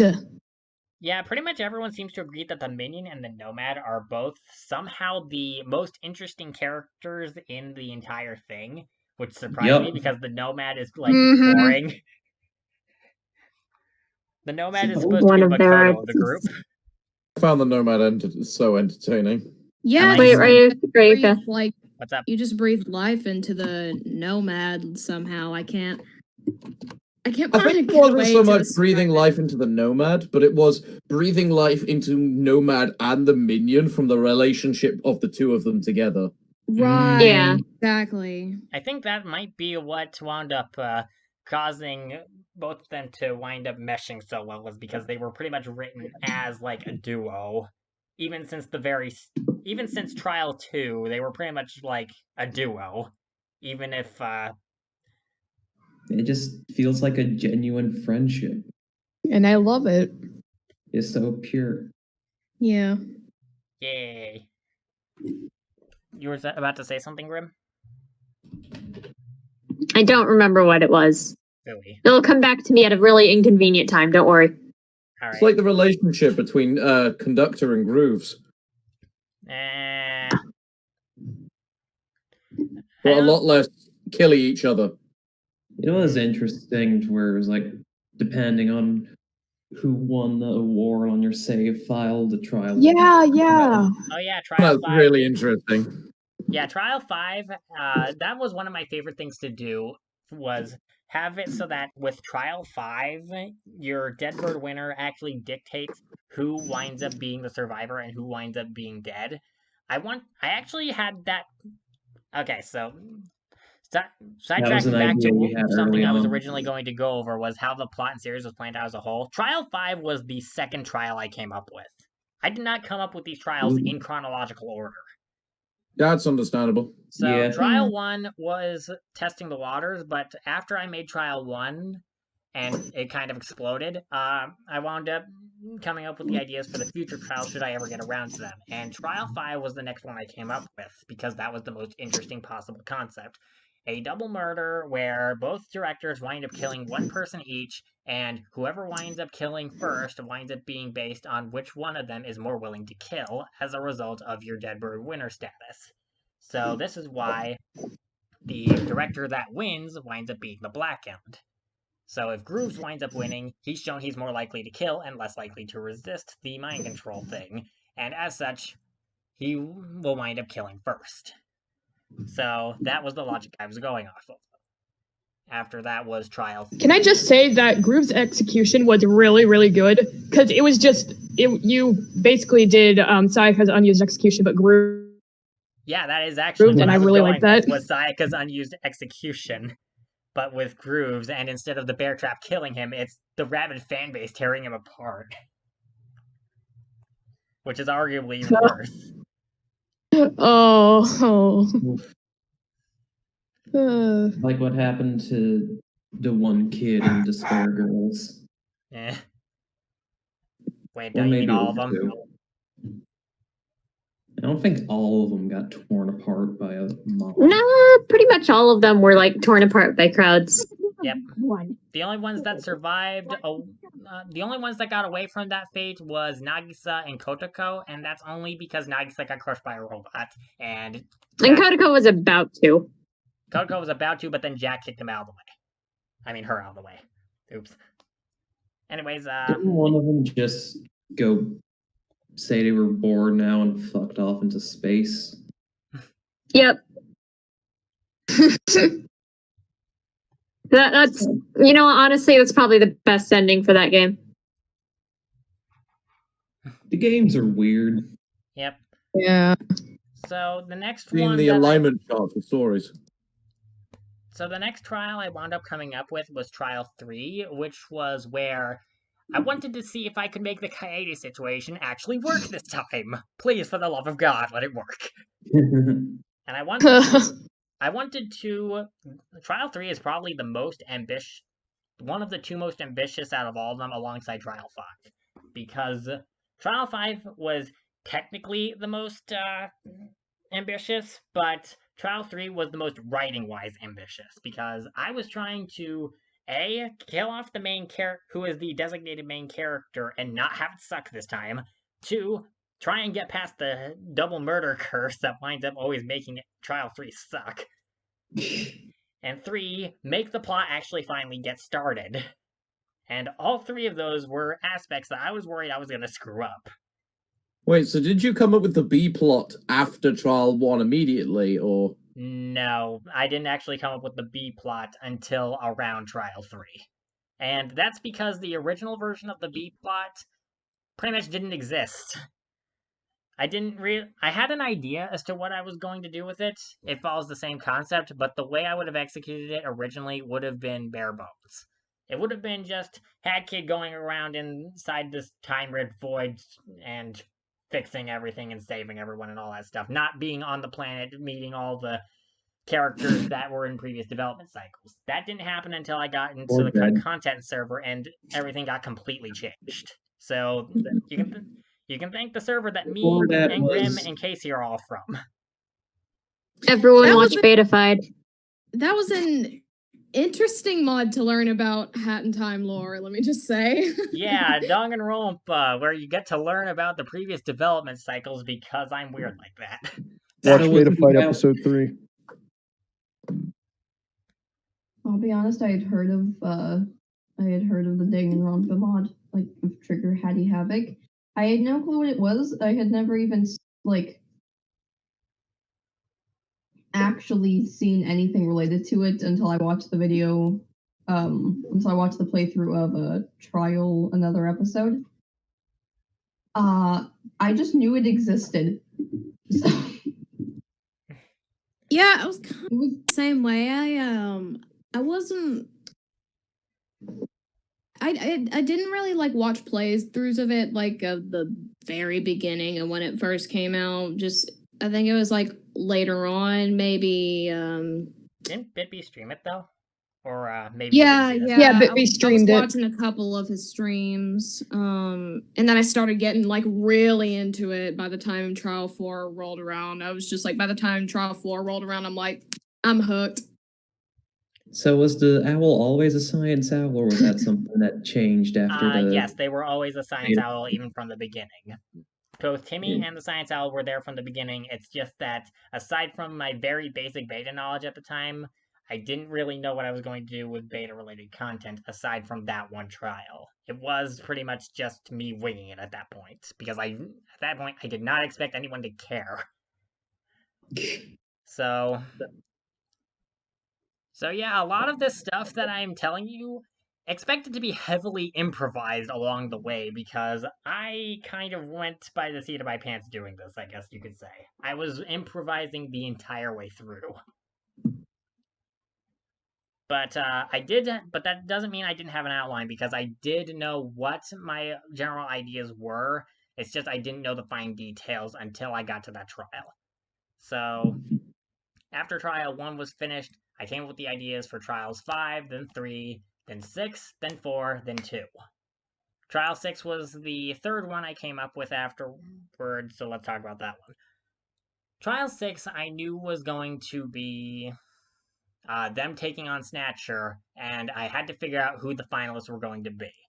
And I pretty much already knew who two of the finalists were going to be, because Nomad and Minion. Yeah, the Nomad and the Minion, and this was entirely because there is no one else from those regions aside from them. The Minion and the Nomad are the only people to represent Subcon Forest and the Alpine Skyline, so they were pretty much guaranteed to be finalists.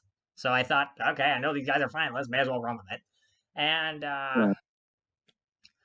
but aside from them, I also had to decide on 3 different characters. And I already knew that one of the directors was going to represent the Deadbird region, but I didn't know which one because Trial 5 had already been thought of at that point. And it was either going to be Grooves or Conductor based on the choice. Or that left both. us with the that left us with the miscellaneous category and Mafia Town. Mafia Town, that's it. So Mafia Town had, I think, 3 or 4 different people. Cooking Cat, who is most associated with there, you first meet them there. There's Mustache Girl, who pretty much is the main thing of that chapter. There's the 2 Mafia, the Mafia Boss and the Mafia Goof, but by that point the Mafia Boss was already dead. And yeah, I had to pick one of those 4, and push came to shove, I was gonna pick Mustache Girl. This left us with... Let's just all agree on that Mustache Girl's like pretty much the face of Mafia Town at this point. Yeah, she's pretty much the face of Mafia Town, not the Mafia? So the Mafia of Mafia Town? Ironically. Yeah, actually, yes.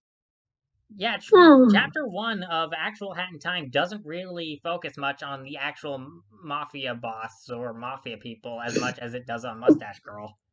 At least in the parts that you're forced to go through. It's okay. I'm going to think about them. I feel like there's a little of wasted potential on Mustache Girl, like throughout the entire game. It's just like after everyone agrees with that. Pretty much everyone agrees that Mustache she's Girl just being the main gone villain up until the was finale. a Like, hey guys, I didn't actually leave. I'm still here. You know what would be cool if they left in that cut piece of dialogue with Snatcher and Mustache Girl? That would be great if they kept that, but they decided to cut it. Yeah, I actually brought and I'm so angry about that. 6 as an editor's note where Mustache Girl was actually in Snatcher's forest in a cut piece of development where the 2 would converse and he'd throw her out of the forest after calling him a cliche evil villain. It was such a good interaction. Yeah, that would have been cute. Really cute. That left us with the miscellaneous category to try and figure out who would survive, and I pretty much already decided that Hat Kid wasn't going to make it. So I wound up deciding to have Bo Kid be the survivor, since Timmy was already dead by that point. And, yeah, I kind of, like, subconsciously decided that Bo Kid might be the Kyoko of the group. But I'm not sure if that is actually how it turned out, but regardless. So that meant we had our 5 survivors and the dead mastermind for Trial 6 figured out. The Nomad, the Minion, Mustache Girl, Bo Kid, and one of the directors. This left us with Trials 4 and 2. Trial 4... let's see. Trial 4 was where Cooking Cat winds up dying and it's nobody's fault. That was the concept, but the idea I had for it had to be changed because the original idea involved the Alpine Flower gas thing causing a frenzy, but it doesn't affect the Lazy Paw Gang enemies that are on that map, which meant that by actual logic, I could not do that. So I had to figure out an improvised way of getting the same result, but altering how it wound up happening. And that wound up resulting in Trial 4 happening. Trial 2 was leftovers, and I could not think of anything. Oi. Trial 2 was when Ka killed the badge seller, and I could not think of anything to get that to work. Until I said, okay, let's look at actual Danganronpa modes and see if we can find something. Immediately looks up the very first one, which is Sayaka Mizuno killing because her friends are in danger. Okay, Ka has like 500 different roommates, so I can work with this. So, that's how Trial 2 wound up happening, was because I just looked up Danganronpa modes, looked up the first one, and it's like, okay, let's do this. You know, when you look at the motives side of things of this mod, it's either a case of Core is either the only one with a conscience and everyone else is a sociopath, or Snatcher is just that bad at making motives. I somehow like to choose to believe it's that Core is the only one with a conscience. Right. What was it? Timmy tripped and broke a jar. Yeah, that was pretty much how Trial 1 went. In the neck. For reasons. I know. Forget how the other ones went. It's been a while since I've played them. Core stabbed badge seller with a beak. Yep. Mafia goof, and I can't remember who died alongside him. Tourist. Say again? Tourist, yep. Oh, yeah, they got killed by Snatcher for going in the wrong place. Yep. And that led to him framing Hat Kid because he really wanted her dead. Yeah, it was obvious Hat Kid wouldn't survive. Yeah. And then it was just a matter of when. The one with the minion and the cooking cat. Yeah, that's probably the most depressing mod out of all of them. The most depressing trial. I actually used the Death Road to Canada background specifically because I wanted to use the City of Lost Hope track for that depressing scene. Trial 4 is actually the first time where I have the background shift. Like, I don't think anyone noticed, but the background actually changes every single nonstop debate. It wasn't a new addition in Trial 5, that's where it originated. It's just that Trial 5 was a significant step up. Everyone went quiet. Am I muted or something? No. I can't hear you. I both called you JW. Sorry, I was zoned out. And Trial 5 was they were both mind controlled. Yep. I actually had hints for that as early as Trial 1. Even back then, I was hinting that there might be Death Wish-related craziness happening in the future. The conductor versus conductor murder. But it was more a case of... I kind of expected... No, I can't... It's... If one killed the other, it would have been too obvious. So... Yeah. it was the best way to put it was obvious only one of the conductors or one of the directors would have survived. It's it was just a matter of how you would have done it, and you did it amazingly. Yay, I did it right. I was actually there was actually something I was a bit worried about. The setup for both is pretty much the same. It's just who the survivor winds up being. So I thought that was kind of that it might be meh. Trial 6, the setup is pretty much completely different because in Trial 6 Route C, Conductor and the Nomad and Minion are all working together, and because of their cooperation with each other, they're able to get the Mustache Girl and Bow Kid in on the plan, and as such, all of them start to take down Snatcher. Route G does not have this benefit. Because Grooves actually isn't a sociopath like Conductor is.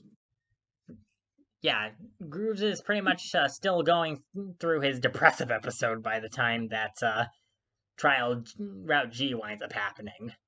And as a result, because he's still not... Poor dude. Because his emotions are still haywire, the Nomad and the Minion can't get extra help dealing with the problem, and as such, they're on their own. So the setup winds up being, for Route G, that instead of all 5 of them versus Snatcher trying to put him under pressure, it's these two versus pretty much the world at this point. And they just gotta pray that everything goes well. So... I actually, I guess I pretty much already went over what I wanted to with how the plot and series was planned out. Any thoughts on it? I mean, if I had to pick a favorite trial, just like in terms of like what my favorite trial was, strangely enough, like Trial 4 was my favorite Trial 4 was my favorite trial, honestly, just because I don't know, by the time, like, the end of Trial 4 ended up rolling around, it was just, like, I felt a sense of, like, this is, like, the beginning of the end, like, oh my gosh, this is it. Just, like, it was, like, the start of, like, a nice build-up, like, with a nice cliffhanger, going into the next trial, if that makes any sense. I getcha. Sound that. So my favorite trials were Trial 5 and Trial Another Episode, and here's my reasoning for it. So Trial 5 is my favorite technically because of 2 reasons. One, well actually there's a third reason. One, I was able to do the shifting backgrounds in a way where each background was completely and totally different, unique, and looked awesome while going from each other. 2, we had the my favorite segment of the entire series, which was the backers going crazy and killing everybody for 5 minutes. Yes. The Crash Tag Team Racing segment was too enjoyable. Oh, wow. There's actually more I want to talk about with that segment, but I'm not sure. This is already taking 2 hours, so moving on. The last reason was I finally get to talk about Ape Escape, because I'm a rabid fan of Ape Escape, and I wanted to talk about it for so dang long. Ape Escape is a series that no one cares about, and it ticks me off so bad. It's really good. Solid Snake was an Ape Escape. Yes, and I referenced that, like, 2 or 3 times. Snake vs. Ape and Metal Gear Solid both wound up happening in Metal Gear Solid 3 and Ape Escape 3 respectively, and those are the most ridiculous things I've ever seen. But, aside from that, I got to make all the backgrounds of Ape Escape, I got to use all the Ape Escape music, I got to make Ape Escape fan art.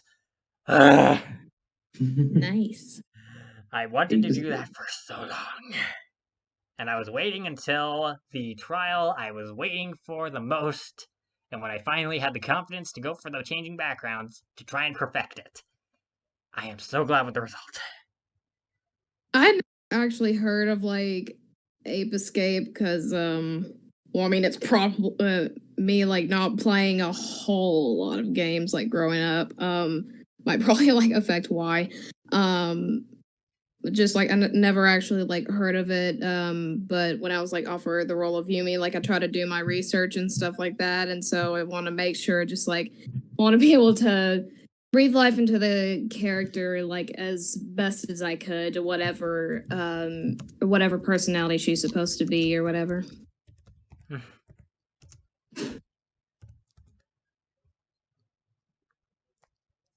I wound up spacing out a bit because I was putting in a picture related to the fan art. You were sorry, I wasn't paying as much attention as I should have. What did you say again? I was pretty much saying like just how I never heard of Ape Escape. And while I was doing my research for Yumi, while I was doing her lines, I tried to match up her voice as best as I can so I could like breathe life into whatever character she's supposed to be. Yeah, I think you did a really great job. Thank you. Honestly, if her name wasn't Sayaka, and thus I could make, and she wasn't a pop sensation, meaning the pop sensation Sayaka first death joke wasn't painfully obvious for you to make, I would have made her the ultimate sass master. Because she's so sassy. Like, like that could apply to so many people. Like, right when you get to the first boss fight, instead of, she winds up being like, "Hey, you, out of the way," to a giant freaking mechanical dragon. And then we have in the third boss fight where the boss is insulting her style and how cutesy types are a dime a dozen and how much they hate them. It's like, oh, really? Is that so? Well, you must just love yourself then. And then we have Boss 4, which is another pop sensation, Monkey Pink, trying to one-up her. And at the end of the boss fight, it's like, "So, are you ready to give up and admit that I'm better than you?" It's like, wow, this girl knows how to throw some sick burns at people. We're gonna need to pull out the ointment. The worst part is that, like, I experienced this, like, in real life, where it's just, like, I know, like, some actual, kids in real life, just, like, they're only, like, 6 or 7 or whatever, they'll roast the heck out of a person if they want to. It's just, all of a sudden, just, like, they're usually, sweet and cute, but when I see them just, like, roasting someone, I'm like, whoa, where'd you get that from? Yeah, I think Yumi can be described as that fairly well. Kids are weird. It's great. While we're talking about Yumi, remember when I said about all those awkward Coco noises from Crash Tag Team Racing? Yeah. You remember? Who could ever forget that? Mm-hmm. So, a bit of an addition to that joke, Crash Tag Team Racing, which has those awkward noises, is rated E10 for ages 10 and up. Yumi's 9. She's not technically old enough to be hearing those noises on a technicality. Yeah, I like saw somewhere that she's like supposed to be. No. You told me she was like 9 years old, and I'm like, oh dang.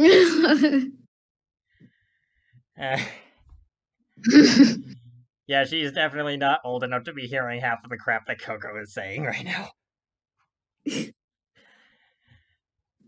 Anyways, so yeah, Trial 5 is my favorite because of me finally going ape crap with the Ape Escape references.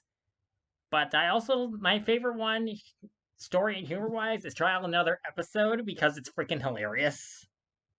Yeah, I like some of the dialogue for Trial AE. I don't know I don't even know half the characters in Trial AE, but I think Gex, among many others, had some of the best lines in there. Gex was hilarious. I loved Yumi in that one because I got to make her super sassy and be really mean to other people. Yeah, I'm glad. I'm just like, ooh, I get to put some sass up in here. It's like, Raiden, it's just a changing room. No one cares. Or, I think the Hot Shots golf tournaments were the only times where Gex didn't need to shut up. Casually slips in a Star Wars reference. Is secretly a Star Wars nerd. And then she's like, what does that even mean in this context?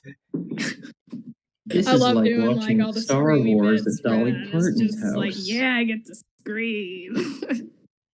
Yeah, the performances by pretty much everybody for that trial was amazing. I loved all of your voices in those trials. In that trial. Thank you. Thank you. I tried. I kind of feel Whisper might have been a bit too similar to what I did for Detective Sam.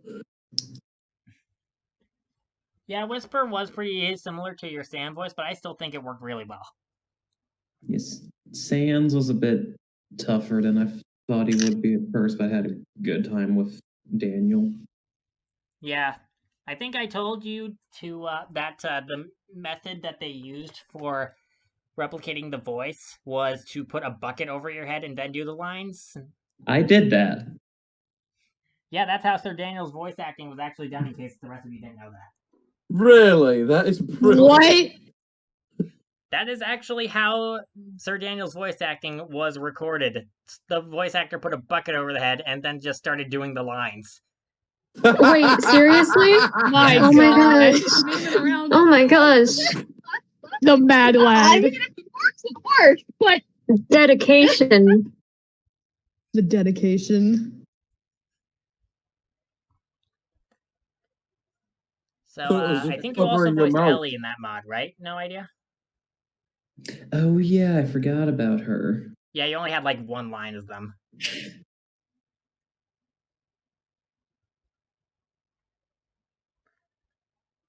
Yep. So, any other trial? Any other? You want to say what your favorite trial was? For me, I think like the trial that probably affected me the most and the one that I grew to love was trial 4. That one was amazing. Mm-hmm. Yeah, I think like yeah, I love it a lot. Definitely my favorite. Absolute favorite. It's just like so well executed. I mean, just like I know as a director or mod creator or whatever, just like as stuff, your projects go on, you want to just make your next project better than the last. And I mean, I know that's what you were like trying to do, but it's true. It really did end up each trial did end up being better than the last one. I'm just like, wow, it can't get any better from here, but then it does. Yeah, I want to trying to make improvements further and further as time went on to try and give each one even more life than the last. Because as I get better at using the mod maker, then the mods themselves start to get better. Yeah, you never know unless you try. Yep. All right, so you both say that Trial 4 is your favorite. I'm split on 2 different ones. Anyone else want to share what their favorite one was? I've only seen Trials 1 through 4 fully, but I'd have to say I like Trial 1 only because of the way Timmy kills Mafia Boss. That is perfectly understandable. I also liked how there was a fake bullet time battle sequence where Timmy just starts dancing out of nowhere. Oh, oh yeah. What the heck is this? I actually, if I recall correctly, because I was playing it in a VC while streaming, I think, when I saw that bullet time sequence fake out, I was laughing. Yeah, I really like making that part because at that point I had no idea how to make a rhythm game. I just wanted to reference all the stuff that Danganronpa 1 wound up doing for my first trial, and I knew that bullet time battle was like one of the only other things in it because Danganronpa 1 doesn't have a whole lot of mini games in it. It has Hangman's Gambit, it has normal debates, it has bullet time battle, and I think that's pretty much it. Oh, closing argument, that also that. So I wanted to try and include all those because there's not a whole lot of options, and I wanted just making bullet time battle a joke. All right, so Trials 1, Trial 4, and anyone else? Honestly, my favorite was probably Trial 3. I don't know why. I just really like that one. Is it the music? Might have been. I just made it a habit to not question what my brain does anymore. That's fair. Big mood. Sometimes, like when I start watching a series, like sometimes just like I'll like do the thing. If I see it has like a lot of potential, I'm just like, maybe I should just like keep watching the series or the series of movies show. Well, maybe it'll get better later on, and I don't. I'm not trying to like put this in like the mean way or whatever. Like for these trials, but just like I did that, and I'm just like oh wow, this is like this is like really good. This has like a lot of potential, and it started getting better every trial, and I'm like, okay, I'm hooked now.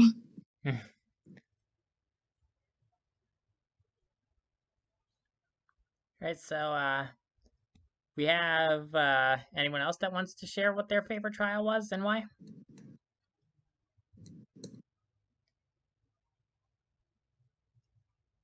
I personally find it hard to pick a favorite just because of each one has its own unique comedy associated with it. Yeah. Really? Each one has its own unique it's kind of all has a strain of comedy that runs through it all, but at the same time it has individual own segments which only can relate to that trial. Like there's variety and like their own trials, just variety. I still love Conductor with a Pipe Bomb, though. Oh, yeah. Yeah. There is a pipe bomb in your mailbox. I found the source of the ticking. It's a pipe bomb. Oh, I messed it up. So what was Trial 1's strain of humor? I'm assuming you're probably referring to how it makes fun of Danganronpa over and over again, like with the pink blood. Yeah, the way it was ripping a bit on like traditional things with Danganronpa, such as like that was meant to be blood. Since when is blood pink? And it's like you can't really argue with the mafia boss's jar model because the blood in there is actually pink. Also, it's Danganronpa. Get used to it. Yeah. And it's funny because, and that's true in actual Hat in Time, but also in actual Hat in Time, for some reason, they use red as the blood color for Conductor's movies. And it's an inconsistency, and I just had to make fun of it. Yeah. So, I also had to make fun of how, in Trial Another Episode, when they come across knives with pink on them, it's like, well, that's weird. Moving on.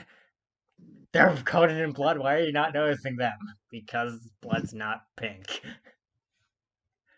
It's like, I just had to make fun of that.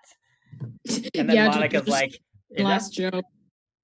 And then Monica's like, because everyone in Danganronpa is colorblind for some reason. In the reality, it's probably due to some countries, like I think Germany, you're not allowed to have red blood in games. Well, I think it was the reason why the blood is pink in Danganronpa was so that they could get a lower rating. Yeah, that makes sense. I heard the excuse was creative choice, but let's be honest, that's not the reason. Well, it might have been later on, but initially, at least, it was the lower. No, initially it was the lower rating, and then they may have just kept it later on because it was, I'm losing track of the word, but just the way it was at that point. I actually made this joke in Trial 1 as well, where Conductor is still freaking out during closing arguments about the blood being pink, and freaking out that he made an inconsistency in his movies because red's apparently not a real blood color. And then Gru's like, have you considered calling it an artistic choice? You didn't, did you? I guess I could work with that. I made that joke because Danganronpa got away with it. So that's part of that's more another example of the Conductor Gru's relation, in which they hate each other, but they're also friendly rivals. And so they're like frenemies, if that makes sense. Yeah, they're dating. I think my interpretation of them might have gone a bit differently, especially with Trial 5, where things went murdery. Yeah, it just starts to go sour. Alright, so anyone else, or should we move on to the next topic? Probably next topic.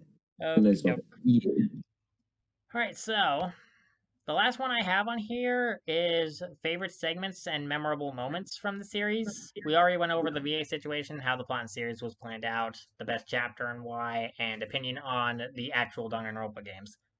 So this is the last topic I've got. After this, if anyone wants to bring up anything else, I'm all for it.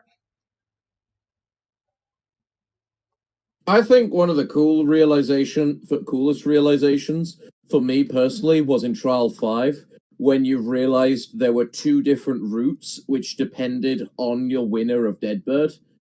Yeah, I wound up putting a picture of myself in there with crappy ominous foreshadowing where it's like, how was that? Was that epic or something?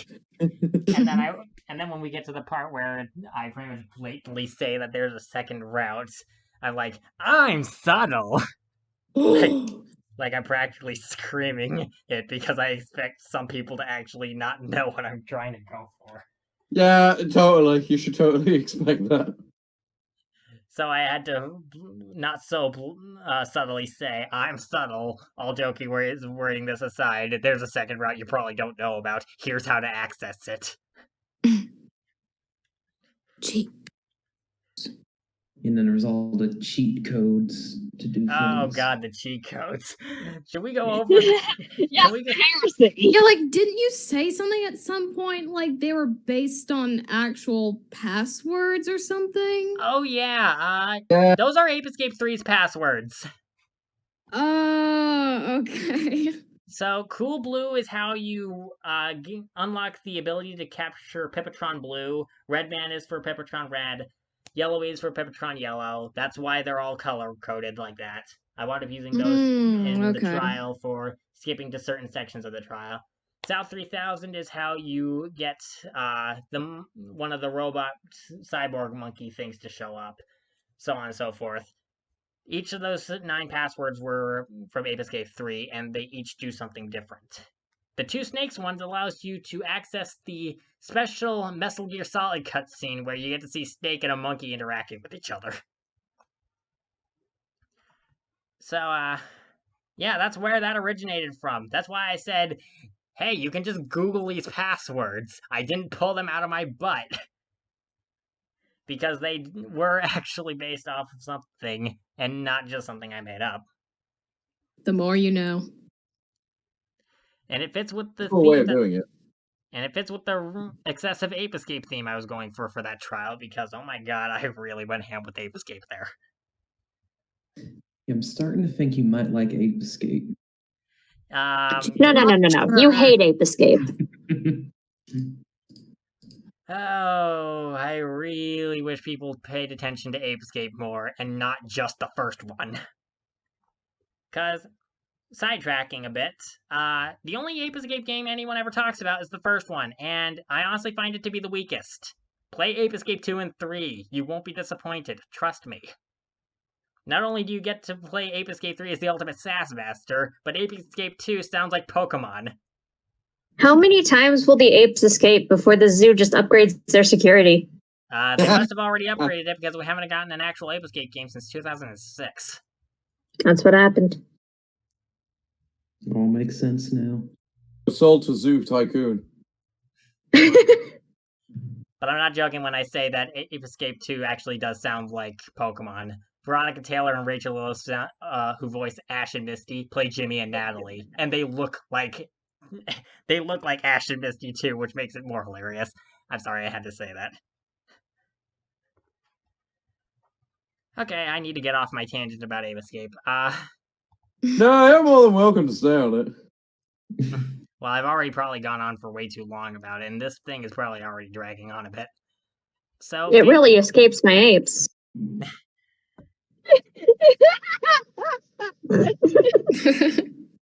All right, so the topic I was try bringing up before we sidetracked was favorite segments and memorable moments from the series.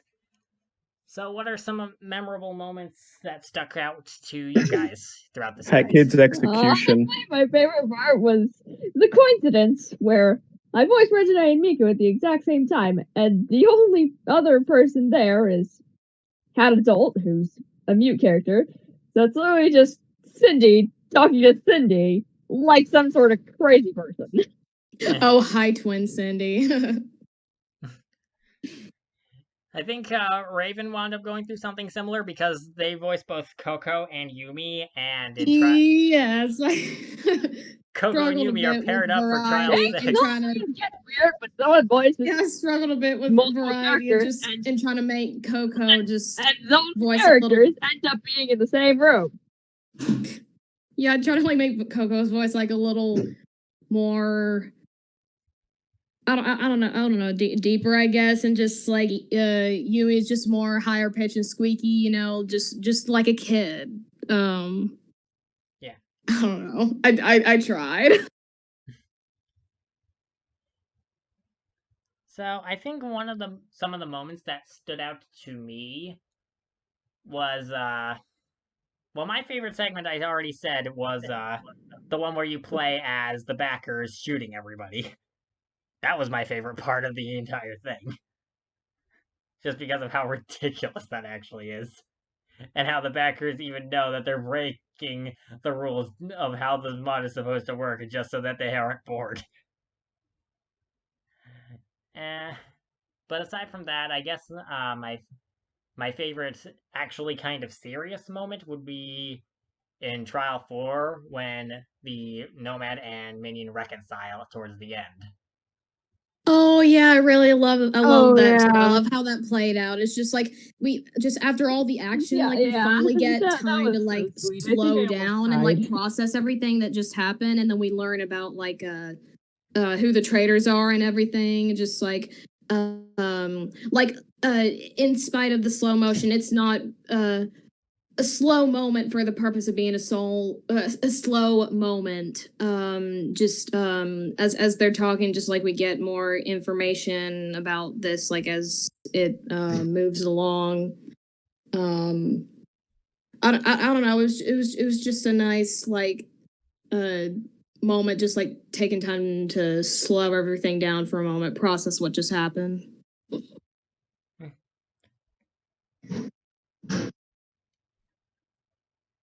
Anyone have anything else that they thought was an interesting moment? Or should I bring up more moments that I thought were really interesting? Well, I was gonna say I'm also on the side of, Trial 4. I think like one of the more emotional moments that really got me was the everybody coming to realize what the minion did. I hope you know what I'm saying, because yeah. Trial 4 I don't want to like say it out loud. Trial I just 4 don't want to. the Sua trial. Yes, thank you. I think that part where everybody like came to everyone did so came well to realize like, that's what happened. Everyone did so well, just like in terms of voice acting, everyone did so well, just like executing, just like that moment of shock and despair, just like oh, like that just happened. I don't know, it was a really well executed moment to me. One of my favorites. And I already said this before, but I used a very specific track that I wanted to use for it because I thought it was really, really good for it. Yeah, you had a good choice of music during that whole trial. Just with all the trials, really. Just I enjoyed like the soundtrack or mixed soundtrack for the trials. It was very interesting. I actually really liked putting in music from other games instead of just strictly using the Danganronpa soundtrack because I was getting tired of hearing the Danganronpa soundtrack over and over again. So, True. When you have like 6 trials to make, I would imagine you just like get tired of just like hearing the same old music over and over again. Yep. That's why I started using tracks from other games, like The tracks that I wound up using throughout Trial 6, which I didn't have an option to switch between this time, was half Danganronpa and half Ape Digimon Escape. Cyber Sleuth, which is also Ape made Escape, by obviously. the same exact composer made those tracks, so I thought it wanted You to be can tell.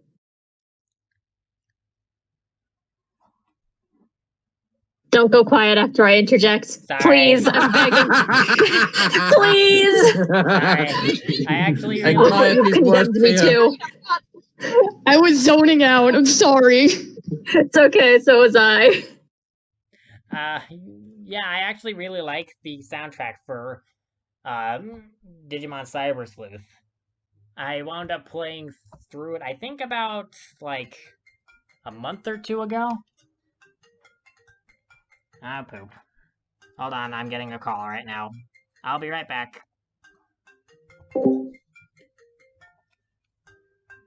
He's gone. We can wreak havoc now. Yes. Spam memes in the chat. I am sorry for being so quiet. Oh, I've lost no. all my energy. Keep memes out of general. Keep memes out of general. Post Please stop memes in posting general. memes in general. I mean, I've got a good. I mean, I got a good one. That was posted in my Discord, like I think yesterday or the day before. All right, let us see it. This is now meme review. We will judge. Memes. I just like the world building alignment chart. No. Oh no. Oh wait a minute. Oh, We're no. posting memes. What? Oh no. Oh my god. Oh no. No, no, they're gonna come back But wait, like, why it are you turns guys out posting you- memes in general? Random. They're gonna come back and just do the stop posting memes in general, I swear to God. I am This very retard tempted is to evil. post the shotties like a melody one then. Let me find it. Oh no. Hey, I don't remember where where is I it? got that. Lissa do it, picture but I'm not in from the it. right It's so mindset to good. do it. Do it, Cindy. Do it. Go. I would explain the context of this image, but no, you don't need it. No context is a thing. Oh, for no. a reason. There it is. Going to Stu Mackenzie. Oh my God. Stu Y'all want to see a picture of my cat wrapped in a Mackenzie going to blanket? EBDB. What will he do? Yes, Oh, that sounds please. cute.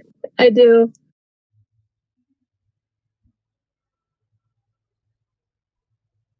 I I cannot wonder if find he's still recording. We kind of have to Maybe. hope so. This is because this is just going to be less like what happens when the mod developer leaves and the voice actors are left to play. Oh, my wait God. a minute. Oh, wait a minute. Is he still Chaos. recording? Oh, He I might be, hope he probably. is. Oh, I Oh, just revealed to the entire world that I'm a Kokichi fan / Look, I think we can appreciate the fact Slash. that when it's recording, we're all silent, and Yeah. then when suddenly he's gone and we don't think it is, we all just spark up immediately. oh no. Guys, look. We're all a bit chaotic. I'm looking. Oh no, he muted. It's a burrito. What blanket is that? This Oh, is what It's a happens Star when Wars we're not blanket. moderated. Nice. When there's no moderator. Did I want to Should do I- that Monster time? asleep. We claim no such Nothing thing as happened. guilt or innocence. Oh, wait a minute. I would like to also point out for the people who are listening that Instigator has changed his profile picture at least twice during this interview. Yeah, I one's did, the 3 blonde times. and one's the blonde, the other one to the person I can. Thank you. Good. Kokichi Kenny! What? Called out. Kokichi Kenny, Kokichi Kenny. Kokichi Kenny. So, Ryuk, YouTube.com. we started posting memes in general, and it went downhill. Why am I not surprised that that wound up happening as soon as I leave? Oh God, what happened to Lissa? Why is Lissa buff? What are you talking about? She's just looking delighted after spinning her axe around. Oh, wait a minute, that's the edit one. And then just all of a sudden, what doesn't belong into the picture? Hey, y'all want to see a picture of my cat? He looks so cute. Cat is adorable. The cat is adorable. Thank you. His name is Shadow. Aw. Beaming love directly at Shadow. So how many people have you cursed with it? I mean, pure black cat, the superstition. No, black cats aren't bad luck. I believe black cats are blessings. You do. But what about the other people? How many people do you threaten, say, this is my cat, don't make me use it? If I lived in like medieval times, just like I'm left-handed, so I would have been considered like a witch for being left-handed. Left-handed black cat. I think we got a witch on our hands. Okay, if we're posting memes, I may as well contribute. Let's go! No. Join them. Do it! Let's go! Devin! At this point, I've just become peekaboo. Your Honor, League of Legends. Why do I feel like mine got buried again? They're all getting buried. That's what happens whenever memes are posted. Okay. All right, This is what so happens. should we get back to what we were talking about with favorite segments and memorable moments, or Am I allowed to swear in here? I mean, I have already, I think. Okay, then I I'm think going you for did. it. All right, anything else that anyone wants to bring up related to the mod series? Favorable. You didn't use moments? peck enough. I didn't really use the P word all that much, but I did use flock over and over again because Hat in Time does have that as a word that's used to substitute the F word. Okay, Are we let me still- rephrase. Peck, according to the developers, peck is the actual substitution for the F word. And why did they use I don't give a flock at some point in one of the Dead Bird I mean, there might be multiple swears. Exactly. Because you can say I don't give an F, or you can say I don't give an S. Fair. So I remember in like many of the your narrator moments, you said AF or stuff like that. You should have sort of gone AP as peck. I tried stuff like that and no one seemed to notice, so I stopped doing it. My day-to-day speech today. And then we got Cindy here, who only uses the term peck. Like, I think I used WTP to say what the peck, and no one noticed that that's what I did. No, that's good. I was just peck. Because I cannot stop saying peck. I use peck in real life. Unironically, it's awful. Trying to use peck more. If you unironically say peck, I get like really mad. I use peck in servers that don't allow swearing. That's a good use for Are you okay, Cindy? I think we killed Cindy is dying. I think we killed Cindy. Did we break Cindy? Are you okay? I think we did. Well, We might have to return her and get a new one. Tragic. Informative. Have you tried plugging her? Have you? Yeah. No, Well, idea that's what okay. Cindy's score is.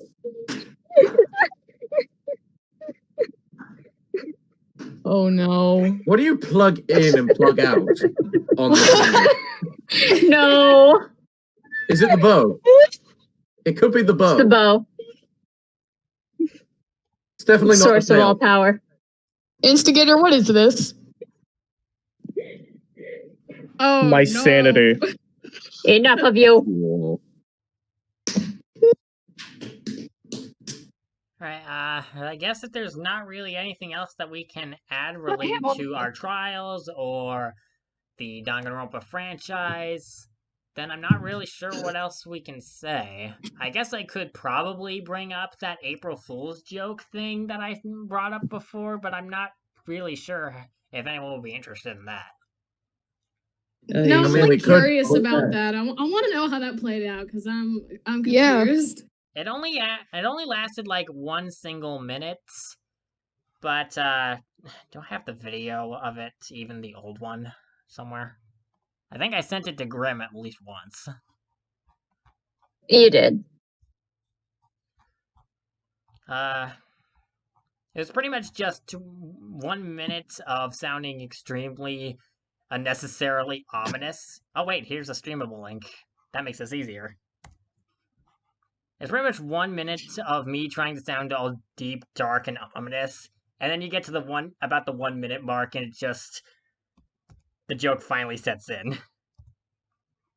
Now, keep in mind this is before. This video is. I'm pretty sure it's before. All of it. But it's your choice to make. Your choice. Will you be part of my little game? You just Yep, this is back when I voiced her. Oh god.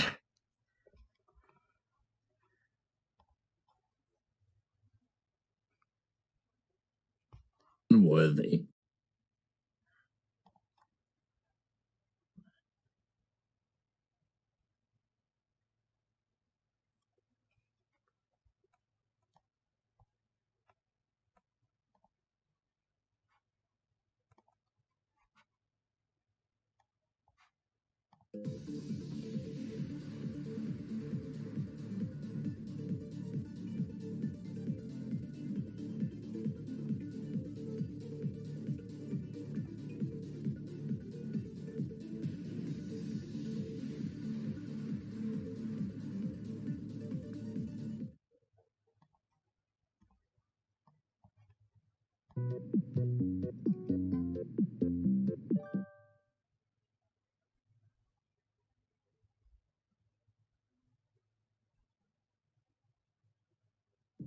The multiverse.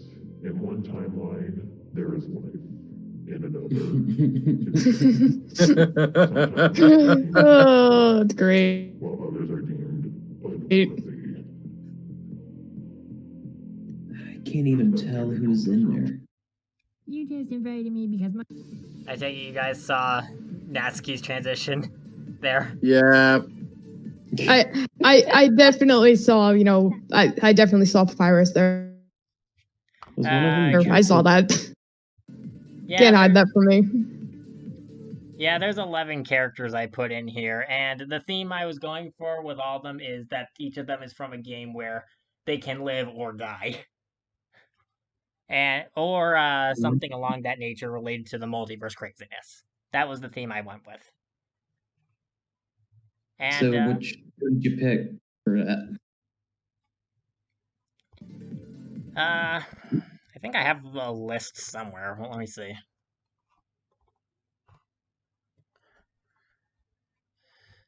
Yep. He's gone again. No, I'm not gone. Just give me a minute. No, wait, you're gone. Vanishing you. Everybody quick, post memes in general. Please don't. Oh, I had a good one. Did you really? Oh yeah, it's Among Us Danganronpa. So you didn't. How original. Posted it.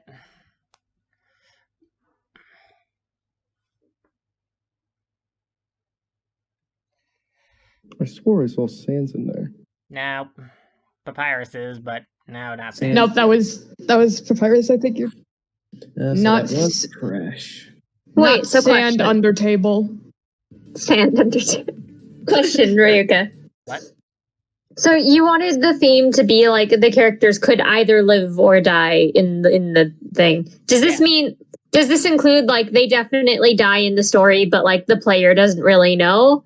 No, not things like that. Then I have a question about Natsuki.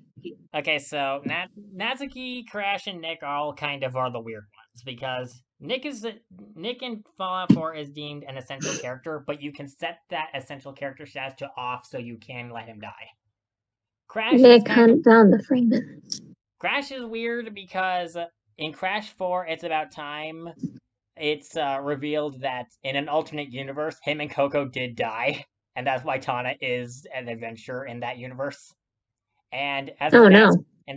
as for Natsuki, she winds up getting deleted towards late game, but comes back, but then the game gets deleted, and it's really confusing.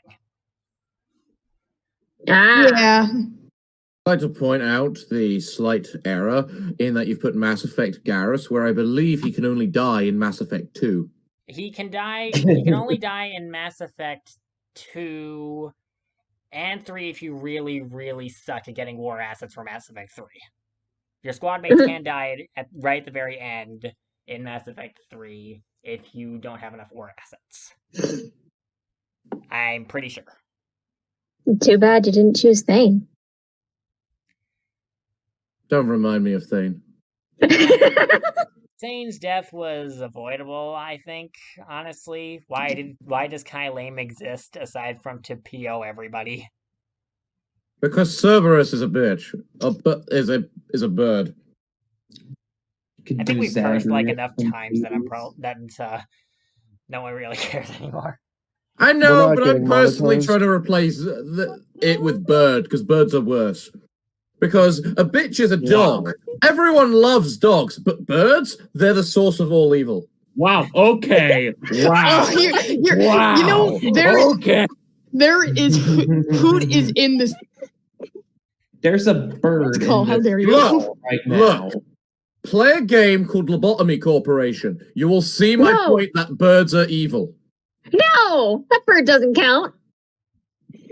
All three of those birds count. Towards all raven. Excuse me. Dogs are more evil than birds. I'm so sorry for being late. I think we just about wrapped up. Oh, I see. Sorry. Welcome to the after show party. Welcome to the after show. We've got memes. After show, but Hey. hopefully I don't. I think this whole thing ended when we started posting memes in general. Yeah. It all started going downhill from there. I kind of regret not interacting with this channel more, given everything now. Because this is basically my first time interacting with you guys. Yeah, I usually post like updates and stuff here, but every now and then there's. Yeah, I recently got a new mic, and I'm like, this thing's fantastic. I'm usually scared to talk to new people, so really the only two people I've ever interacted no, to did in things this die? Please, no. I mean, the only two people I generally talk to is Rukia and Cindy, so. Like, the only people here that I actually talk to on, like, a daily basis is No Idea and Hoot. Yeah. Birds are evil. Can't believe this. Can't believe Now this is slander. I played as Chrisona, I think, or however the name is pronounced. I'm terrible with names. I still have PTSD from Little Bird breaking out of its goddamn cage every 5 goddamn seconds. That doesn't mean you should be bird racist. Oh no!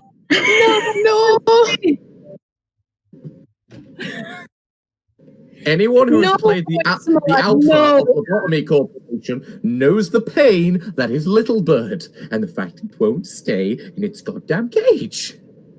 And you know what? That's its prerogative. Oh man. Its entire gimmick is that it likes attention. If you don't give it enough attention, it gets out. But the problem is it breaks out 5 seconds after you start the goddamn day, so you don't have enough time to give it attention. I can't believe they put me in Lobotomy Corporation. So, is there anything else related to the mods that we can go over? Or, I don't know. I'm thinking we probably pretty reached much the end. said everything I wanted to say. Yeah. I mean, I would say play them, but if you're listening to this, you probably already are, so. Hopefully, because I think we just spoiled all of it. yeah, pretty much we did. Spoilers. I pretty much already plan on putting this in the description for Trial 6, and I'm pretty sure that if anyone gets to the end, By that point, they already know everything that happened. Well, edit it first. Depending on one thing, if there's not going to be a second session here, I will have to say that I do have some advice for maybe people in the future who are looking to possibly voice act and stuff in Please the do. future. I'm very interested in this. Don't do what I did, and that was procrastinate. Don't do it. Yeah. Okay, granted, I was dealing with some hard stuff. Depression is not easy, but I will say if you're working for someone and they give you a date and they have a date, for Pete's sake, just get the lines done. I don't care if it's 80 lines. Just get it done and you'll be happy. Yeah, just I mean, like, if you're you're fixing to do it, just remember you gotta commit. You got a commitment. Like, but like before, just think it through. Like, do I want to do this? And just please don't leave the other person hanging, because that'll like get frustrating real fast. Yeah, Like, we definitely had this discussion before, because this was something that I flat out said was really annoying. Yeah, the many rants. It's been painful since I'm working on my own game, and Bro, you got game? Bro, you got games on your. I'm trying to make a game from scratch. I believe in you. You got games TikTok on your phone. Instigator, how many times must you change your picture? 90. Oh no. Funny story here that I tried. I wouldn't really know. Don't. I tried seeing if I could get a hold, I think, of like Wordy for like something like playing a Vanessa, and I couldn't do it. Like I was like, okay, friend on Discord. Didn't get an answer, and I'm like, oh no, should I probably text him to let him know that's why I'm here? I'm like, oh no. Oh, those times when you had to go out and go, hey, I want to try out for this, and then the person probably doesn't realize that's what you're asking them for is a trial. Actually, I got an important question. Oh no. What's your question, PFA? What's the next project, Rudikia, so that for everyone to expect? I don't know, honestly. Also, no, I think you should just take a break, because, like... Please do. Wow. If you ever need a store voice actor, you know where to hit. You. Take it from someone who doesn't really take Yeah, them. hit me up if you need anybody. Obviously. So, Now, oh, sorry, you talk, Raku. Oh, okay. So I do have something to say for you guys. I'm not sure if any of you guys noticed or if anyone heard, but I am working on an animated series. It's going to take a couple of years. I'm the only person working on it at this point. Animation, modeling, writing, all the fun stuff. I'm practically doing it all. Fair enough. Character-wise, I'm actually looking for people to fill in for certain characters. It is going to have real people in it, things like Jack and Daniel. And I have a friend who does Hab, and oh my, I can't tell the difference almost. He's fantastic. I play an amazing villain if you need one. We already kind of have one because Void is essentially the same person as Hab, but if you made him extremely dark and same character. Daniel and Hank Hill. So like Daniel CNR and Jackie Kun, Daniel and Jack. Oh no, Discord. And the characters I am currently looking for, I still am looking for someone who can do Daniel and Jack. And I've still got characters to fill. I mean, like, I still gotta get someone who's gonna do a Jacobot. That's gonna be fun. So if you don't know this, the series of FOA, the series I'm working on, is entirely based on Mole Man lore. Like, down to its roots. Best of luck. Yeah, it's gonna be hard. I'm not sure if I know much about Mole Man lore. I think is that anywhere close to the beta lore that I've been going over in my mods, or not even close? Wiggly hand, son. It was you know what Mole Man is, right? Probably. So Mole Man was Haboy's ARG, kind of in quotes. It's non-canon. That he hid. He started it by hiding stuff in the game of A Hat in Time. It's like the Roach King notes and all of that.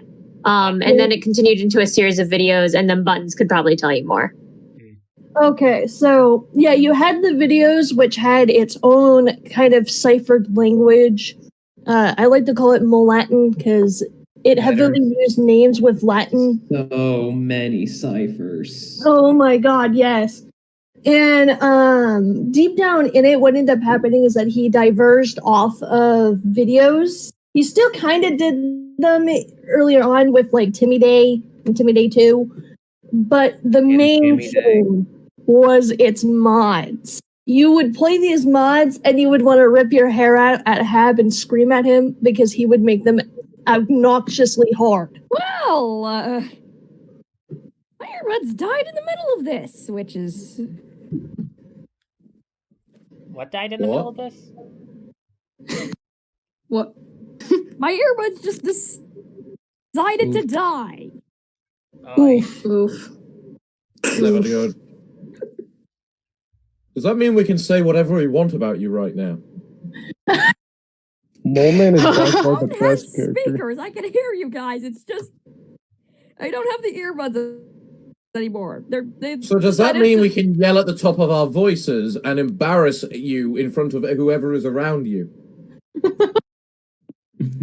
No. Can we please not? You have given him power. Don't. I think you all forget I am the evil person. Oh no. I am the will out equivalent to evil that. you. Oh, will you now? That I sounds like a will. challenge. It is. I'm Hey, can I enter this challenge? I'm not evil, but I'm the equivalent to Havoc. No, I'm specifically banning you from this challenge. Just for context, we've been sidetracking like I'm this the pretty much equivalent to whole the time, Buttons. Yeah. So are you just going to be releasing this raw, or are you going to edit like the Please parts that edit it. actually matter? Yeah, I probably Way should too edit much it instead of crap leaving it happening. Yes, you All right, should. well, if this is getting edited, I need to at least say one thing. And no, it's not bad, so don't get scared. All of you are genuinely great people, and I've had a great time here. I've tried Yeah. to be somewhat. I'm not the best at it. I second that. Everyone here is an amazing person that deserves smiles. And You're going all sappy on me. Yay, No, we all not like stop. each other. I don't wish to melt my cold ice heart. Oh, hey, look, 5 minutes have passed. Time to take that profile picture again. Oh, no. I think Discord will lock hates you out of me. it if you do it too fast. It did. Oh, no. It locked me out. You're trapped. With this. I'm stuck with the freaking burnt hat kid. You are now Hat Kid Wait, with what- evil. what happened? You look like Goblin. No, What? no. You know what that looks like? No. It looks like Goblin Slayer Hat Kid. Goblin Slayer. No.